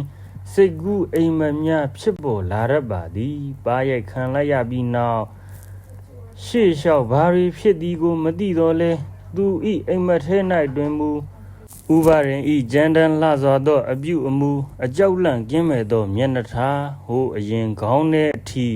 စူးဝင်နှိမ့်မြုပ်သွားစေနိုင်သောအကြည့်ရှိသည့်မျက်လုံးရွယ်ကြီးများကိုမြင်မက်နေမိလေတော့သည်ဥပါရင်နှင့်မြမေတို့နှစ်ဦးသဘောတူနှစ်ဖက်မိဘများနှင့်ရက်ရွာလူကြီးများသဘောတူစိစက်ကြောင်းလန့်ထိမ်းများလက်ထပ်ပြီးဆိုသောသတင်းသည်တော်မီဗမာပြန့်နှံ့သွားပြီးဖြစ်သောကြောင့်တောထဲတွင်ပုံနေသောတော်လှန်ရေးသမားအောင်ဗလထံသို့လည်းသတင်းအငွေ့သက်ရောက်ရှိလာလေသည်နံပါတ်1ဆွေးရ၏နံပါတ်2အံ့ဩရ၏နံပါတ်3ဒေါသဖြစ်ရ၏ဤများလောက်သာပြောပြလိုက်လျင်အောင်ဗလ၏ခံစားမှုအတိုင်းအတာကိုနားလည်နိုင်လောက်ကြပါသည်အမှန်ကဤသို့ဖြစ်ရခြင်းဖြစ်၏မြမေသည်အောင်ဗလကိုချစ်ပါသည်သို့သောလူငယ်တို့သဘာဝစိတ်ကူးလွန်လူလှုပ်ရှားခြင်းနှင့်လွမ်းမိုးဝယ်ကောင်းသောအမှုရာများကိုခံစားရခြင်းငယ်တငယ်ချင်းအဖြစ်တဆင့်တက်၍တန်ရုံးစီညှိတွယ်လာခြင်းစသောထုံးစံအတိုင်းချစ်ချင်းမျိုးဖြင့်ချစ်ခဲ့ခြင်းဖြစ်၏မြမေသည်ဥပါရင်ကဲ့သို့ရုပ်ရင်းကြမ်းတမ်းခြင်းပြဿနာတစ်ခုကိုကိုယ်ဝိုက်မနေဘဲဓာတ်ရိုက်ဆုံးဖြတ်တတ်ခြင်းတတိကောင်းခြင်းနှင့်မိမဟူသမျှကိုဤလောက၌ရှိသည်ဟုမထင်ဘဲဥပိ္ပခာပြုနိုင်ခြင်းစသောယောက်ျားချမ်းတို့၏အလေးအထားကိုမကြုံဘူးခဲ့ရှာပေရှင်းပါသည်ထိုအခါမြမေသည်ဥပါရင်လိုလူတစ်ယောက်နှင့်ယင်းဤကျွမ်းဝင်သွားရသည်ဆိုပါသောချစ်မိသွားသည်မှာလဲမဆန်းတော့ပါမဟုတ်လားအောင်ဗလသည်သူ့လက်ထဲကတနက်ကိုကြစ်ကြစ်ပါအောင်စုပ်ကင်လိုက်ခြင်းမပြုပါပေါ်ပေါ်ပါပါပေါ့ပေါ့ရောင်းရောင်းကကင်ထားသည်ဒါပေါ်တနတ်သမားကောင်းတို့မြည်သည်တနက်ကိုကြစ်ကြစ်ပါအောင်စုပ်မထားတတ်ကြပါကျွမ်းကျင်သူတို့သည်မိမိ၏လောက်ရက်ကိုရောစိတ်ပါပေါ်ပါစွာအသုံးချတတ်သည်မဟုတ်လားနောက်တစ်ကြောင်းမှာအောင်ဗလသည်ယခုအခါတွင်တွေးဆူတတ်စတော်လှန်ရေးသမားကလေးမဟုတ်တော့ပဲရင့်ကျက်ပြီးဖြစ်နေသောတော်လှန်ရေးသမားအဖြစ်သို့ရောက်နေလေပြီထို့ကြောင့်ပင်လင်တစုံတရာလှုပ်တော့မည်ဆိုရင်အလေးအနက်သူစဉ်းစား၏ဒီကိစ္စနှင့်ပတ်သက်၍သူစဉ်းစားခဲ့သည်မှာအချိန်ကာလတစ်ပတ်မျှကြာသွားလိမ့်ပြီကျွန်တော်ကို3ရက်လောက်ခွင့်ပေးပါဘိုးကြီးသူတို့စကမ်းမှုတခင်အောင်ထံသို့ခွင့်တောင်းလိုက်သည်ရပါတယ်အောင်ပလိုက်ရဘာကိစ္စများလဲထူးထူးခြားခြားပါလားကျွန်တော်ကိုကြီးကိုရာကိစ္စကလေးပါဘိုးကြီးတခင်အောင်သည်သူဤနှာခေါင်းနှင့်နှာခမ်းကြားတွင်ထူးထူးခြားခြားရှိနေသောမှဲ့ကြီးနှင့်မှဲ့မွှေးများကိုပုတ်တက်လိုက်ရင်ခေါင်းဆောင်ကောင်းပြီးသားစွာပြုံးလိုက်သည်ဘယ်နေ့သွားမှာလဲအောင်ပလိုက်ရဲ့နှက်ခံသွားခြင်းနဲ့ဘိုးကြီးကောင်းပြီလေသွားတာတော့သွားပေါ့ဒါပေမဲ့တတိဝရိယထားတော်လန်ရေးစိတ်မပြောက်စေနဲ့စခန်းကိုကိစ္စပြီးချင်းအမြန်ဆုံးရောက်အောင်လာခဲ့တရားဝင်ဖက်စစ်တော်လန်ရေးစကားနီးပြီဆိုတာမင်းလည်းအတိသားပဲကွာဘိုလ်ချုပ်ရဲ့အမိန့်ကိုသွေးဖီးရမရောက်စေဖို့မလေးစားရမရောက်စေဖို့တို့တော်လန်ရေးသမားတိုင်းမှာအရေးကြီးတယ်ဟဲ့ကျွန်တော်သဘောပေါက်ပါတယ်ဘိုလ်ကြီးအေးဘေးမတိရံမခဖို့ငါဆူတောင်းပေးလိုက်ပါတယ်ငါသင်ပေးထားတဲ့ဗုဒ္ဓနံဇီဝိတတ္တနတက္ကေနစီအန္တရာယောကာတုံတတ္တာမေဟောတုဆိုတဲ့ဂါထာလေးကိုလည်းမပြတ်ရော့ကြလားတော်လှန်ရေးသမားများပင်ဖြစ်တော်လဲမြတ်မတော်လှန်ရေးသမားများဖြစ်သောကြောင့်ဗုဒ္ဓဤတရားကိုမမေ့ကြကြမြတ်စွာဘုရား၏အသက်အန္တရာယ်ကိုတစုံတရာသည်ပြုခြင်းငါမစွမ်းနိုင်ပြီတကဲ့သို့ကျွန်ုပ်အားလည်းထို့အတူဖြစ်ပါစေကုန်တည်းဟူသောအဓိပ္ပာယ်ရသည့်အထက်ပါဂါထာကိုရွတ်ဆိုရင်းအောင်ဗလသည်ဥပါရင်ရှိရာသို့အန္တရာယ်များကိုအန်တုရင်းထွက်လာခဲ့လေသည်တနည်းအားဖြင့်ချစ်သောမြတ်မေရှိရာသို့ဥပါရင်၏အင်္ဂလိပ်သည်ဟိုတစ်ချိန်သူရောက်ခဲ့တုန်းကထပ်ပို၍တာတာနာနာရှိလာခဲ့သည်ကိုတွေ့ရလေသည်ဟိုတစ်ခေါက်ကလိုတကားများကိုအလုံးပိတ်ထားခြင်းမရှိ လင်းလင်းချင်းချင်းလွတ်လွတ်လပ်လပ်ဧည့်သည်ကိုမျောနေသောအင်္ဂလိပ်ပမာတီရှိလေသည်အိမ်ဟူဒီမှာအင်ရှင်မရှိမှလေတင့်တယ်တတ်သည်မဟုတ်လား။အော်မြမေလိုအင်ရှင်မကောင်းတယောက်သားရှိနေမှာတော့ဥပါရင်ဤအိမ်သည်ဒီရိကြက်တည်းမင်္ဂလာအပေါင်းနှင့်ပြည့်စုံနေတော့မပေါ်။အောင်ဗလာသည်မချီပြုံးတစ်ချက်ပြုံးရင်ခြံဝအတွင်းသို့မြင်းကိုဆွေကနေကြွေဝင်လိုက်သည်မြင်းဟီသံနှင့်အတူအိမ်တကားမကြီးစီမမိမပြိုတယောက်မြက်ကလေးဆံပြထွက်ကြည့်လေသည်လုံမပြိုသည်အောင်ဗလာကိုမြင်လေမြင်ချင်းမှတ်မိလိုက်ပါသည်အောင်ဗလာကလည်းမှတ်မိလိုက်ပါသည်မြတ်မေလှတော့ပါကလားတယောက်နဲ့တယောက်တော်တော်နဲ့စကားမပြောပြကြအိမ်နောင်ရှင်တယောက်ဖြစ်နေသောမြတ်မေသည်ငယ်ချစ်ကိုတွေ့ရသည်၌ရှယွန့်အာနာတိကတပိုင်းအိမ်ရှင်တယောက်အနေနဲ့ဧည့်သည်ကိုနေရာထိုင်ခင်းပေးရသည်ကတပိုင်းမို့အောင်ဗလာအတွက်ဖြားတစ်ချက်ခင်းပေးလိုက်သည်အရင်ကလိုမဟုတ်ဘဲတည်ငြိမ်ရင့်ကျက်သောအသွင်ရှိနေသောအောင်ဗလာ၏မျက်နှာကိုလည်းနှစ်ခါသုံးခါမျှခိုးကြည့်လိုက်သည်အောင်ဗလာကတော့မြမေကိုစူးစူးရဲရဲပင်ကြည့်လေသည်ကိုယ့်ဘက်၌လုံးဝအပြစ်ရှိသူတို့၏သဘာဝအတိုင်းပင်ဖြစ်သည်ပြီးတော့ကြတော့အောင်ဗလာသည်ယခုအချိန်တွင်တော်လန်ရေးသည်တစ်ဖခင်အတွက်လက်စားချေလိုရင်းသည်နှစ်မြမေသို့မဟုတ်ချစ်သူသုံးမြမေနေကောင်းလားခေါင်းငိမ့်သည်သို့သောငိမ့်လိုက်သောမြမေဤခေါင်းသည်ပြန်ထောင်မလာတော့မြမေဤကြောကုန်းသာလျင်တသိမ့်သိမ့်တုံလာသည်ရှက်ကြောက်ဝမ်းနေခြင်းမှဖြစ်ပေါ်လာသောမျက်ရည်တို့သည်သာလျင်ဖြာပေါ်သို့တစ်ပေါက်နှစ်ပေါက်ကျလာသည်ငါကိုခွင့်လွတ်ပါအောင်ဗလာရဲ့အပြစ်မရှိရင်ခွင့်လွတ်เสียမလိုဘူးဆရာတော်ကသင်ပေးဘူးတဲ့မြမေသူတို့နှစ်ယောက်သည်အတန်ကြာစကားမဆိုဘဲနေကြသည်နည်းနည်းကလေးနေသားထိုင်သားကြလာတော့မြမေမထိတ်တာမလန့်တာမေးလိုက်သည်နေဟိုမှာပဲလားအေးငါတော့လွတ်လပ်ရေးမရမချင်းငါတော်လန်ရေးသမားဖြစ်နေအောင်ပါပဲငါမလိမ္မာဘူးအောင်ဗလာရဲ့နေ့တော့ငါစိုးရိမ်နေပါတယ်မလိုပါဘူးမြမေရဲ့ငါဟာအခုဆိုရင်လေထဲမှာပြန်သွားတဲ့ငှက်ကိုယ်တော်ထိအောင်ပြစ်နိုင်တဲ့တဏ္ဍသမားတယောက်ဖြစ်နေပါပြီငါမှာအခုတဏ္ဍနှစ်လက်ပါတယ်ကြည်စံဖြည့်ပြီးသားဒီတော့အစင်းစင်းပြစ်ဖို့ကြည်စံ12တောင်ရှိတယ်ဥပါရင်လိုလူ12ယောက်ကိုငါမမှုတော့ဘူးနင်ဘာကိုဆိုလိုလိုက်တာလဲအောင်ဗလားဩငါတို့ဂျပန်ဒေါ်လာရေးသမားတယောက်ဟာဂျပန်အလိုတော်ကြီး12ယောက်ကိုမကြောက်ဘူးလို့ဆိုလိုတာပါဒါပေမဲ့အောင်ဗလာရဲ့အခုအကိုကြီးဟာဘာပြောလိုက်တယ်အကိုကြီးဟုတ်လားဟုတ်တယ်သူငါသူ့ကိုအကိုကြီးလို့ခေါ်တယ်အေးဟုတ်တယ်အဲ့ဒီနင့်အကိုကြီးဘာဖြစ်တယ်လဲသူအခုဒီလုပ်တယ်မလုပ်တော့ပါဘူးဘာလုပ်တွေလဲဘာကိုပြောတာလဲဂျပန်စကားပြန်အလုပ်ကိုသူလုံးဝမလုပ်တော့ဘူးဂျပန်တွေနဲ့လည်းမပတ်သက်တော့ဘူးလေယူကုန်တဲ့အလုပ်ကိုလုပ်နေပါပြီဘာလဲတော်လန်ကြီးရဲ့အောင်မြင်မှုကိုမြင်လို့လက်ဆောင်တာလားဒါတွေမပြောပါနဲ့တော့အောင်ဗလာရဲ့နင်အခုလာတဲ့ကိစ္စအောင်ဗလာဒီဘာရင်နှင့်ပတ်သက်တော့တနက်ကျွေးတစ်ချက်အကြောင်းကိုမြမေအားပြောတဲ့မပြောတဲ့စဉ်းစားလိုက်သည်တကယ်တော့မူမြမေဤခိုင်မာနေပြီဖြစ်သောအိမ်တော်ကြီးကိုဖျက်ဆီးရမှသူလုံးဝစိတ်မလုံးမလဲဖြစ်နေသည်အချစ်ထိုစဉ်မှာပင်အိမ်ရှိတကားပေါက်စီမှဥပဒင်ဝင်လာလေသည်ပထမတော့ဥပဒင်သည်မယုံတင်ကမျက်လုံးဖြင့်ကြည့်နေသည်အိမ်ရှင်ပြီးအနီးတွင်ထိုင်ရင်းအောင်ဗလာကိုအဲ့ဝတ်ပြုတ်လိုက်ကမှကျွန်တော်ကိုကောင်းကောင်းမှတ်မိပါတယ်နော်ဥပဒင်မိကိုရောင်များမတိမတာတန်းနေပြီဖြစ်သောသပင်ကိုပုတ်တက်ရင်မှုန်တိမုံဝအကြည့်ဖြင့်အောင်ဗလာကိုကြည့်လိုက်သည်တာယာကုန်းရွာကဥအောင်ဘညူရဲ့သားအောင်ဗလာပါခမညာဘာကိစ္စများလဲကွတခြားဟုတ်ပါယူလားဗျာကျွန်တော်အဖေနဲ့ပတ်သက်လို့တနက်ကျွေးတလက်ဥအပေါ်မှာတင်နေတာမှတ်မိပါတော့ဘူးလားဘာဥပါရင်ဒီမျက်မှောင်တစ်ချက်ကိုရင်စဉ်းစားလိုက်သည်မှတ်မိပါပြီကွယ်ထိုဟောနှင့်အတူဥပါရင်ဤပါဇက်မှအရက်နံသည်ထောင်းကနေထွက်လာသည်ပြီးတော့ထိုကိစ္စနှင့်ပတ်သက်၍ထိတ်လန့်တုန်လှုပ်ဟန်သူ့မျက်နှာတွင်လုံးဝမရှိ ထိုအချင်းရာအတွက်ထိတ်လန့်တုန်လို့ရသူမှအောင်ဗလသာဒီမင်းလာမယ်နဲ့ကြာလုံးလို့ကွာငါတော့မိနေတယ်ကဲအခုပြစ်မှလားနည်းနည်းတော့အချိန်ပေးကွာငါမိမအတွက်ငွေရေးကြေးရေးလေးလုပ်ငန်းကိုင်ငန်းတွေစီစဉ်ပြီးခဲ့ခြင်းလို့ဥပါရင်ဤအမှုရာသည်တကယ်ပင်ထိတ်လန့်တုန်လှုပ်မှုကင်းမဲ့နေသည်ဟန်ဆောင်ခြင်းလုံးဝမရှိဥပါရင်သည်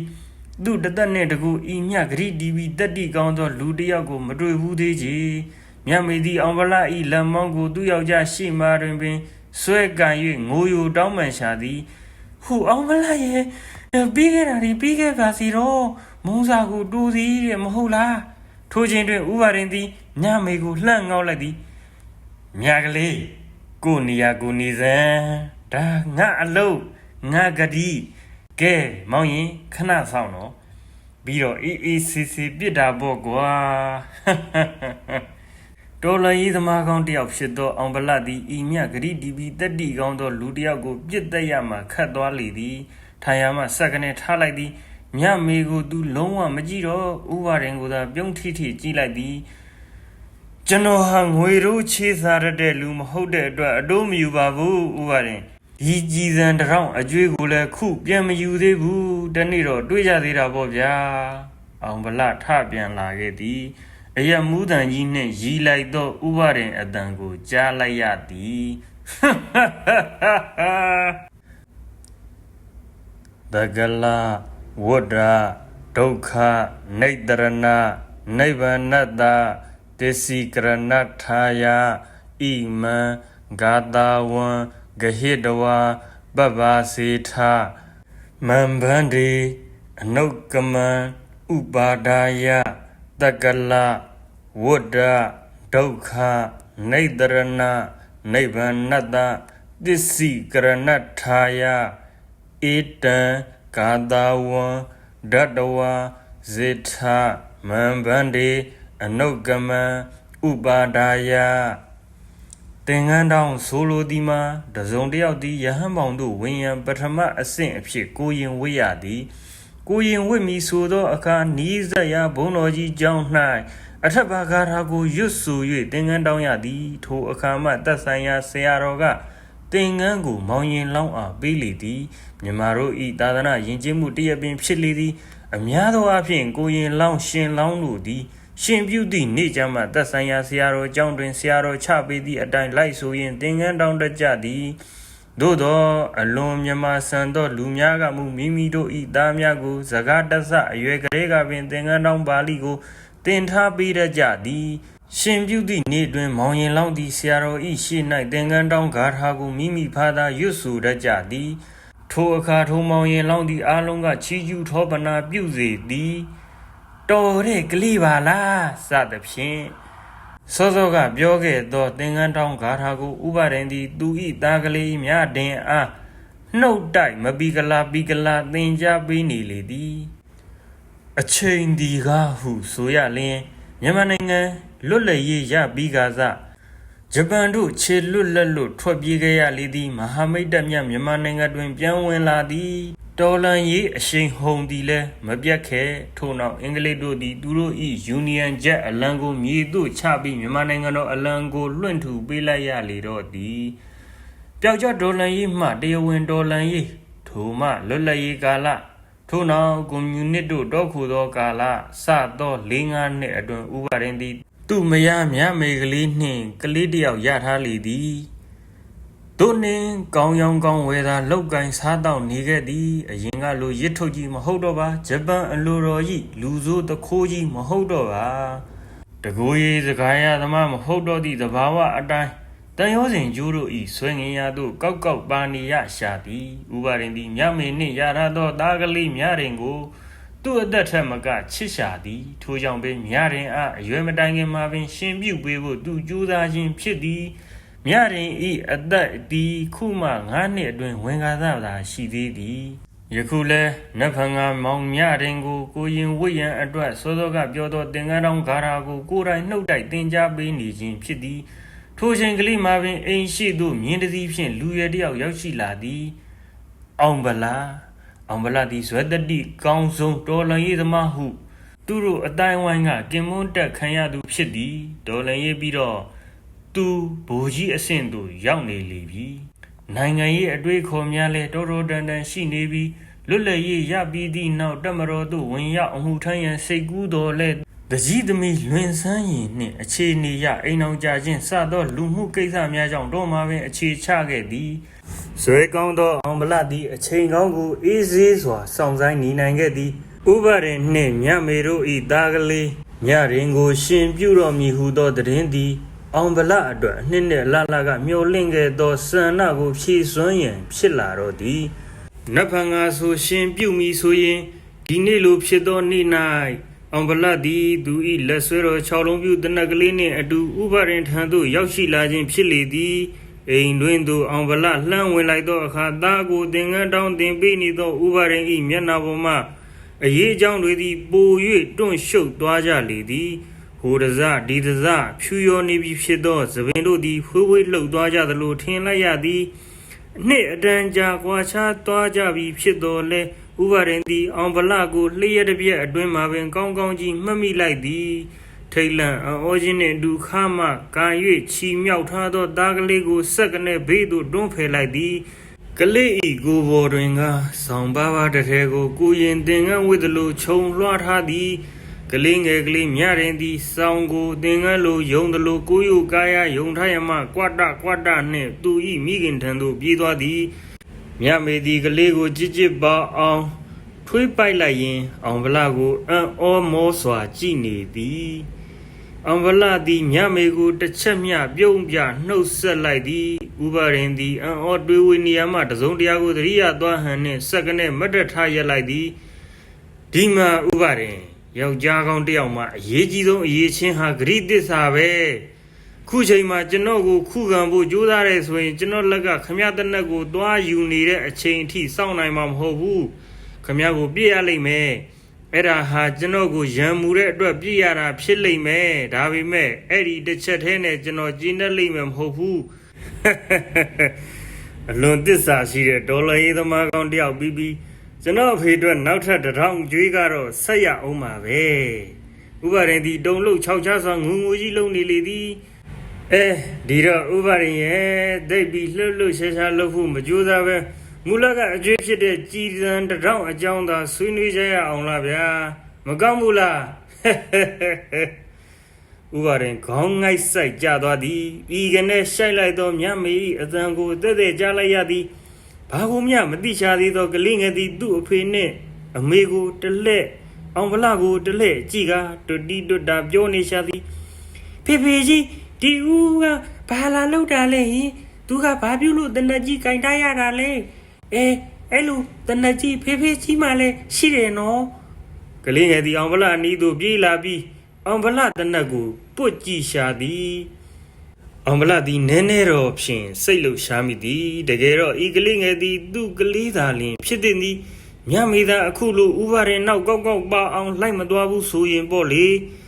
ကလေးငယ်ဤခေါင်းကိုတာယာပုတ်တက်၍ဘေးသို့ဖြည်းဖြည်းချင်းတွန်းဖယ်လိုက်သည်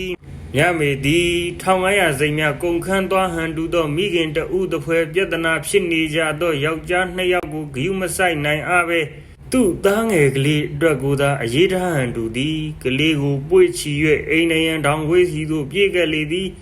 ပြောရမှန်မသိသောမိန်းမတို့ဤကြောက်အားလန့်အားသဘာဝအတိုင်းတွေ့ကြရစကားများကိုသာထပ်ရွတ်ဆိုနေတော့သည်အောင်မလားရဲ့ငါတောင်းပန်ပါတယ်အောင်မလားရဲ့အောင်မလားရဲ့ငါတောင်းပန်ပါတယ်အောင်ဗလသည်မြမေကိုလုံးကျူးမဆိုင်တော့ကြီးအလွန်ထိတ်လန့်ကြိုက်ရွံ့နေကြသောတနည်းအားဖြင့်သူဘယ်တော့မှမမြင်ဘူးခဲ့သောဥပါရင်ဤမျက်နှာအိုကြီးကိုသာအထက်စီးဖြင့်ကြည့်လိုက်သည်ကျွန်တော်သစ္စာရှိပါတယ်ဥပါရင်ဟောဒီမှာကြည့်အောင်ဗလသည်သူဤ6လုံးပြုအတွင်းမှကြီးစံ6000စလုံးကိုထုတ်ပြလိုက်သည်စုံလေအတွင်းသို့ကြီးစံ1000တဲပြန်ထည့်လိုက်သည်ကြီးစံ9000ကိုမူပေါင်းမိအိတ်ထဲသို့ပြန်ထည့်လိုက်သည်စုံလေကိုမွတ်နေအောင်လှည့်ပြီးတနက်အိမ်တွင်သို့ကလပ်ကနေပြန်ထည့်လိုက်သည်သဘောမှာစောကထည့်လိုက်သောထိုးကြီးစံ1000သည်တနက်ခလုတ်နှင့်ပုံမှန်နေသားတကြရှိမရှိကိုမြည်သူမျှမသိနိုင်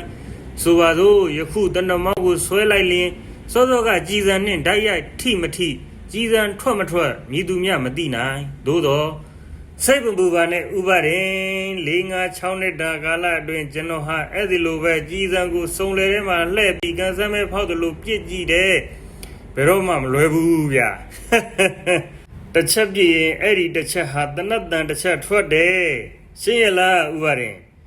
ကြက်ကလေးများငှက်ကလေးများခွေးကလေးကြောင်ကလေးများသည်ပင်အရွယ်အိုမင်းလာသည်နှင့်အမျှနောက်တက်လာသောအရွယ်ငယ်များကိုအထင်သေး၍မရနိုင်ကြောင်းလင်းမြန်ဖြက်လက်မှုသည်လူပြိုလန်းဆန်းခြင်းအပေါ်တွင်မူတည်ကြောင်းဥပါရင်ကောင်းမွန်စွာသိနေပါပြီအထူးသဖြင့်တေရမှာကိုဘယ်တော့မှမကြောက်ခဲ့သောဥပါရင်သည်သာသမီဒီဟုသောတန်ရောစဉ်ကသူဤဇကြိုးကိုတုတ်ကနေဆွဲလိုက်သောယခုချိန်တွင်က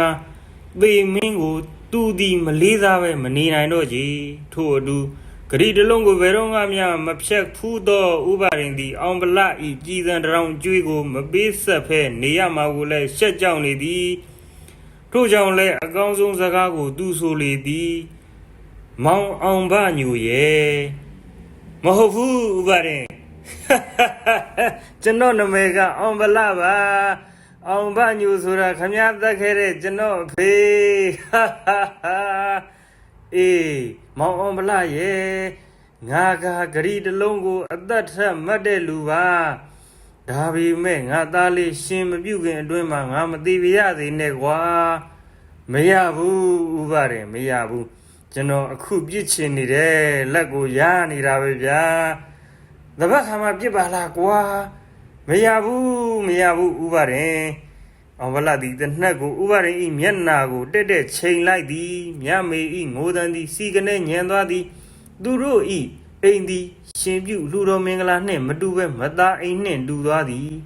အိမ်ပြင်ဘက်တွင်ထင်းဖြက်ရေနွေးတဲကြက်သွန်လှီတားငါထွင်နေကြသောအတိုင်းဝိုင်းများသည်လည်းအိမ်ဘဝသို့ပြေးလာစုယုံနေကြသည်ညမေသည်ကလေးငယ်ကိုတစ်ဖက်ကချီရင်အောင်ဗလခြေတော့ကိုပြေးဖက်သည်အောင်ဗလကိုရှာကြီးတငင်ငင်တောင်းပန်ရှာသည်ထိုမြင်ဝင်းသည်ဥပါရင်အတွက်အသေးခိုက်အောင်ရင်နာစေလေသည်ဥပါရင်ဤဒူးကောင်းတွင်ချင်းစီများမရှိတော့သည်ပြီးအလားမေ့ရော့ညွတ်ကြသွားသည်ဥပါရင်ဒူးထောက်ရသားဖြစ်သွားသည်တသက်နှင့်တကူတခါမှမကြဘူးသောမျက်ရည်ဘူးမှကြလာသည်ငါညီရဲ့ခမည်းလောက်အသက်ကြီးနေတဲ့လူကကျုပ်ကိုငါညီမခေါ်ပါနဲ့အေးပါငါတူရဲ့ဥကိုနတ်ဖန်တရကလေးတော့ခွင့်ပြုပါကွယ်သားလေးကိုကိုရင်အဖြစ်နဲ့ခဏမြင်ရပြီးရင်ဥသေးပြောပါတယ်ကွယ်တောင်းပန်ပါတယ်ဥဘယ်လောက်ဂရိတီးတယ်ဆိုတာမင်းအသိပါကွာဒီတော့မရဘူးအောင်ဗလဆိုတဲ့ကောင်ကဘူးဆိုရင်သခွားသည်မသိဘူးတနမောင်းကိုတင်လိုက်သည်ထိုချိန်တွင်ဥပါရင်ဤစိတ်သည်ငဲမှုပြန်လာသည်ငဲတက်တိတို့ပြန်ပေါ်လာသည်မေကျော်ကြီးများတင်းလာသည်မျက်လုံးကြီးများဝင်းတောက်လာသည်မေမျောလူမတက်ငိုယိုနေသောမြမေဤမျက်နာကိုအောင်ဗလတစ်ချက်ကြည့်လိုက်သည်အလွန်လူကြီးဆန်သောအပြုံးကိုပြုံးသည်တစ်စက်ထဲမှာပင်အိမ်မောဝစီသို့ခြာကနေလှဲ့ထွက်လာခဲ့သည်ထိုချိန်တွင်ဥပါရင်ကိုယ်တိုင်လည်းရှိုက်ကြီးတငယ်ငယ်ငိုနေသည်ထိုချိန်တွင်ပင်အမှတ်မထင်ဖြစ်ရတို့ဖြစ်ပေါ်သွားသည်အောင်ဗလသည်ဥပါရင်ဘက်သို့ခြာကနေလှဲ့၍တနက်ခလုတ်ကိုဖြုတ်လိုက်လေသည်အောဘူးကောင်းဒီမှာအောင်ဗလပြောခဲ့သည့်အတိုင်းကြီးစံတရောင်ကိုစုံလေအတွင်းထည့်၍လှဲ့လိုက်ပြီးထိုကြီးစံဘယ်နေရာကြာမှမသိပဲစုံလေကိုပြန်ပိတ်လိုက်ပါလျက်ကနှင့်အောင်ဗလခလုတ်ဖြုတ်လိုက်သောအခါမောင်းနံနှင့်ကြီးစံတစ်ထက်တည်းကျသွားသည်ဒိုင်းကနေတနတ်တန်တစ်ဆက်ထွက်သွားသည်အောင်ဗလသည်4-5နှစ်တာကာလအတွင်းအလွန်ကျွမ်းကျင်သောတနက်ပြစ်သမားကောင်းတစ်ယောက်ဖြစ်နေပြီမဟုတ်လားတချိန်ကဥပါရင်ရီမောတကဲ့သို့ပပအော်ကြီးရီမောတန်နှင့်အတူအိမ်အပြင်ဘက်သို့ထွက်သွားလေတော့သည်အောင်ဗလ၏မျက်နှာတွင်အောင်မြင်ခြင်းအပြည့်အဝနှင့်ဥပါရင်၏အိမ်အတွင်း၌ကြံရစ်ခဲ့သောအဖြစ်အပျက်များနှင့်ပတ်သက်၍အနည်းငယ်ရှင်းပြပါရသည်မြမေသည်အယူတစ်ပိုင်းဗမာကြောင်းနေလေသည်ကလေးငယ်သည်ဘာမှမသိစွာနဲ့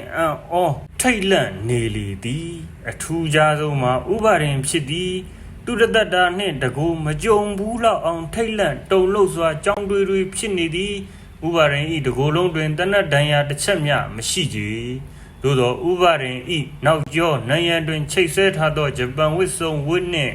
မမကြီးခန့်ခန့်ကြီးရိုက်ကူးထားသောဥပါရင်ဤဓာတ်ပုံကြီးတွင်ကနှစ်ဖူးတက်တဲ့နေရာတွင်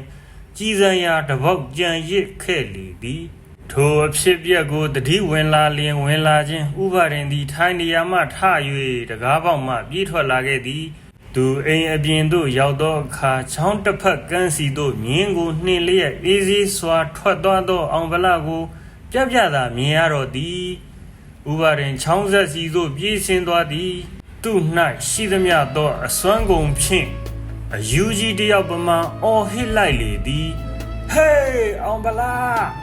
ငါကိုတခါတည်းတတ်သွားပါကွာအချိန်ရှိသမျှသေးနေအောင်မလုပ်ပါနဲ့ကွာဟေးအောင်ဗလာကြက်လဲမျိုးညှစ်လိုက်ပြီးတကယ်သူဥပါရင်အတန်တိမ်ဝင်သွားသည်ချောင်းဆက်တွင်ဒူးထောက်ကျသွားသည်ဥပါရင်ဟီးကနေငိုချနေလေသည်အောင်ဗလာတစ်ချက်မျှလှဲ့မကြည့်အော်ဝစ်လေပြီသူ့မောင်9ရက်10လ1980စာရေးဆရာရုပ်ရှင်မင်းသားကြီးဦးသူမောင်ရဲ့အကျွေးဆိုတဲ့ဝတ္ထုကိုပြီးဆုံးငန်းတိုင်အောင်ဖတ်ပြပေးခဲ့တာပဲဖြစ်ပါတယ်နားဆင်ခဲ့ကြတဲ့ပရိသတ်များကိုကျေးဇူးအများကြီးတင်ပါတယ်ခင်ဗျာ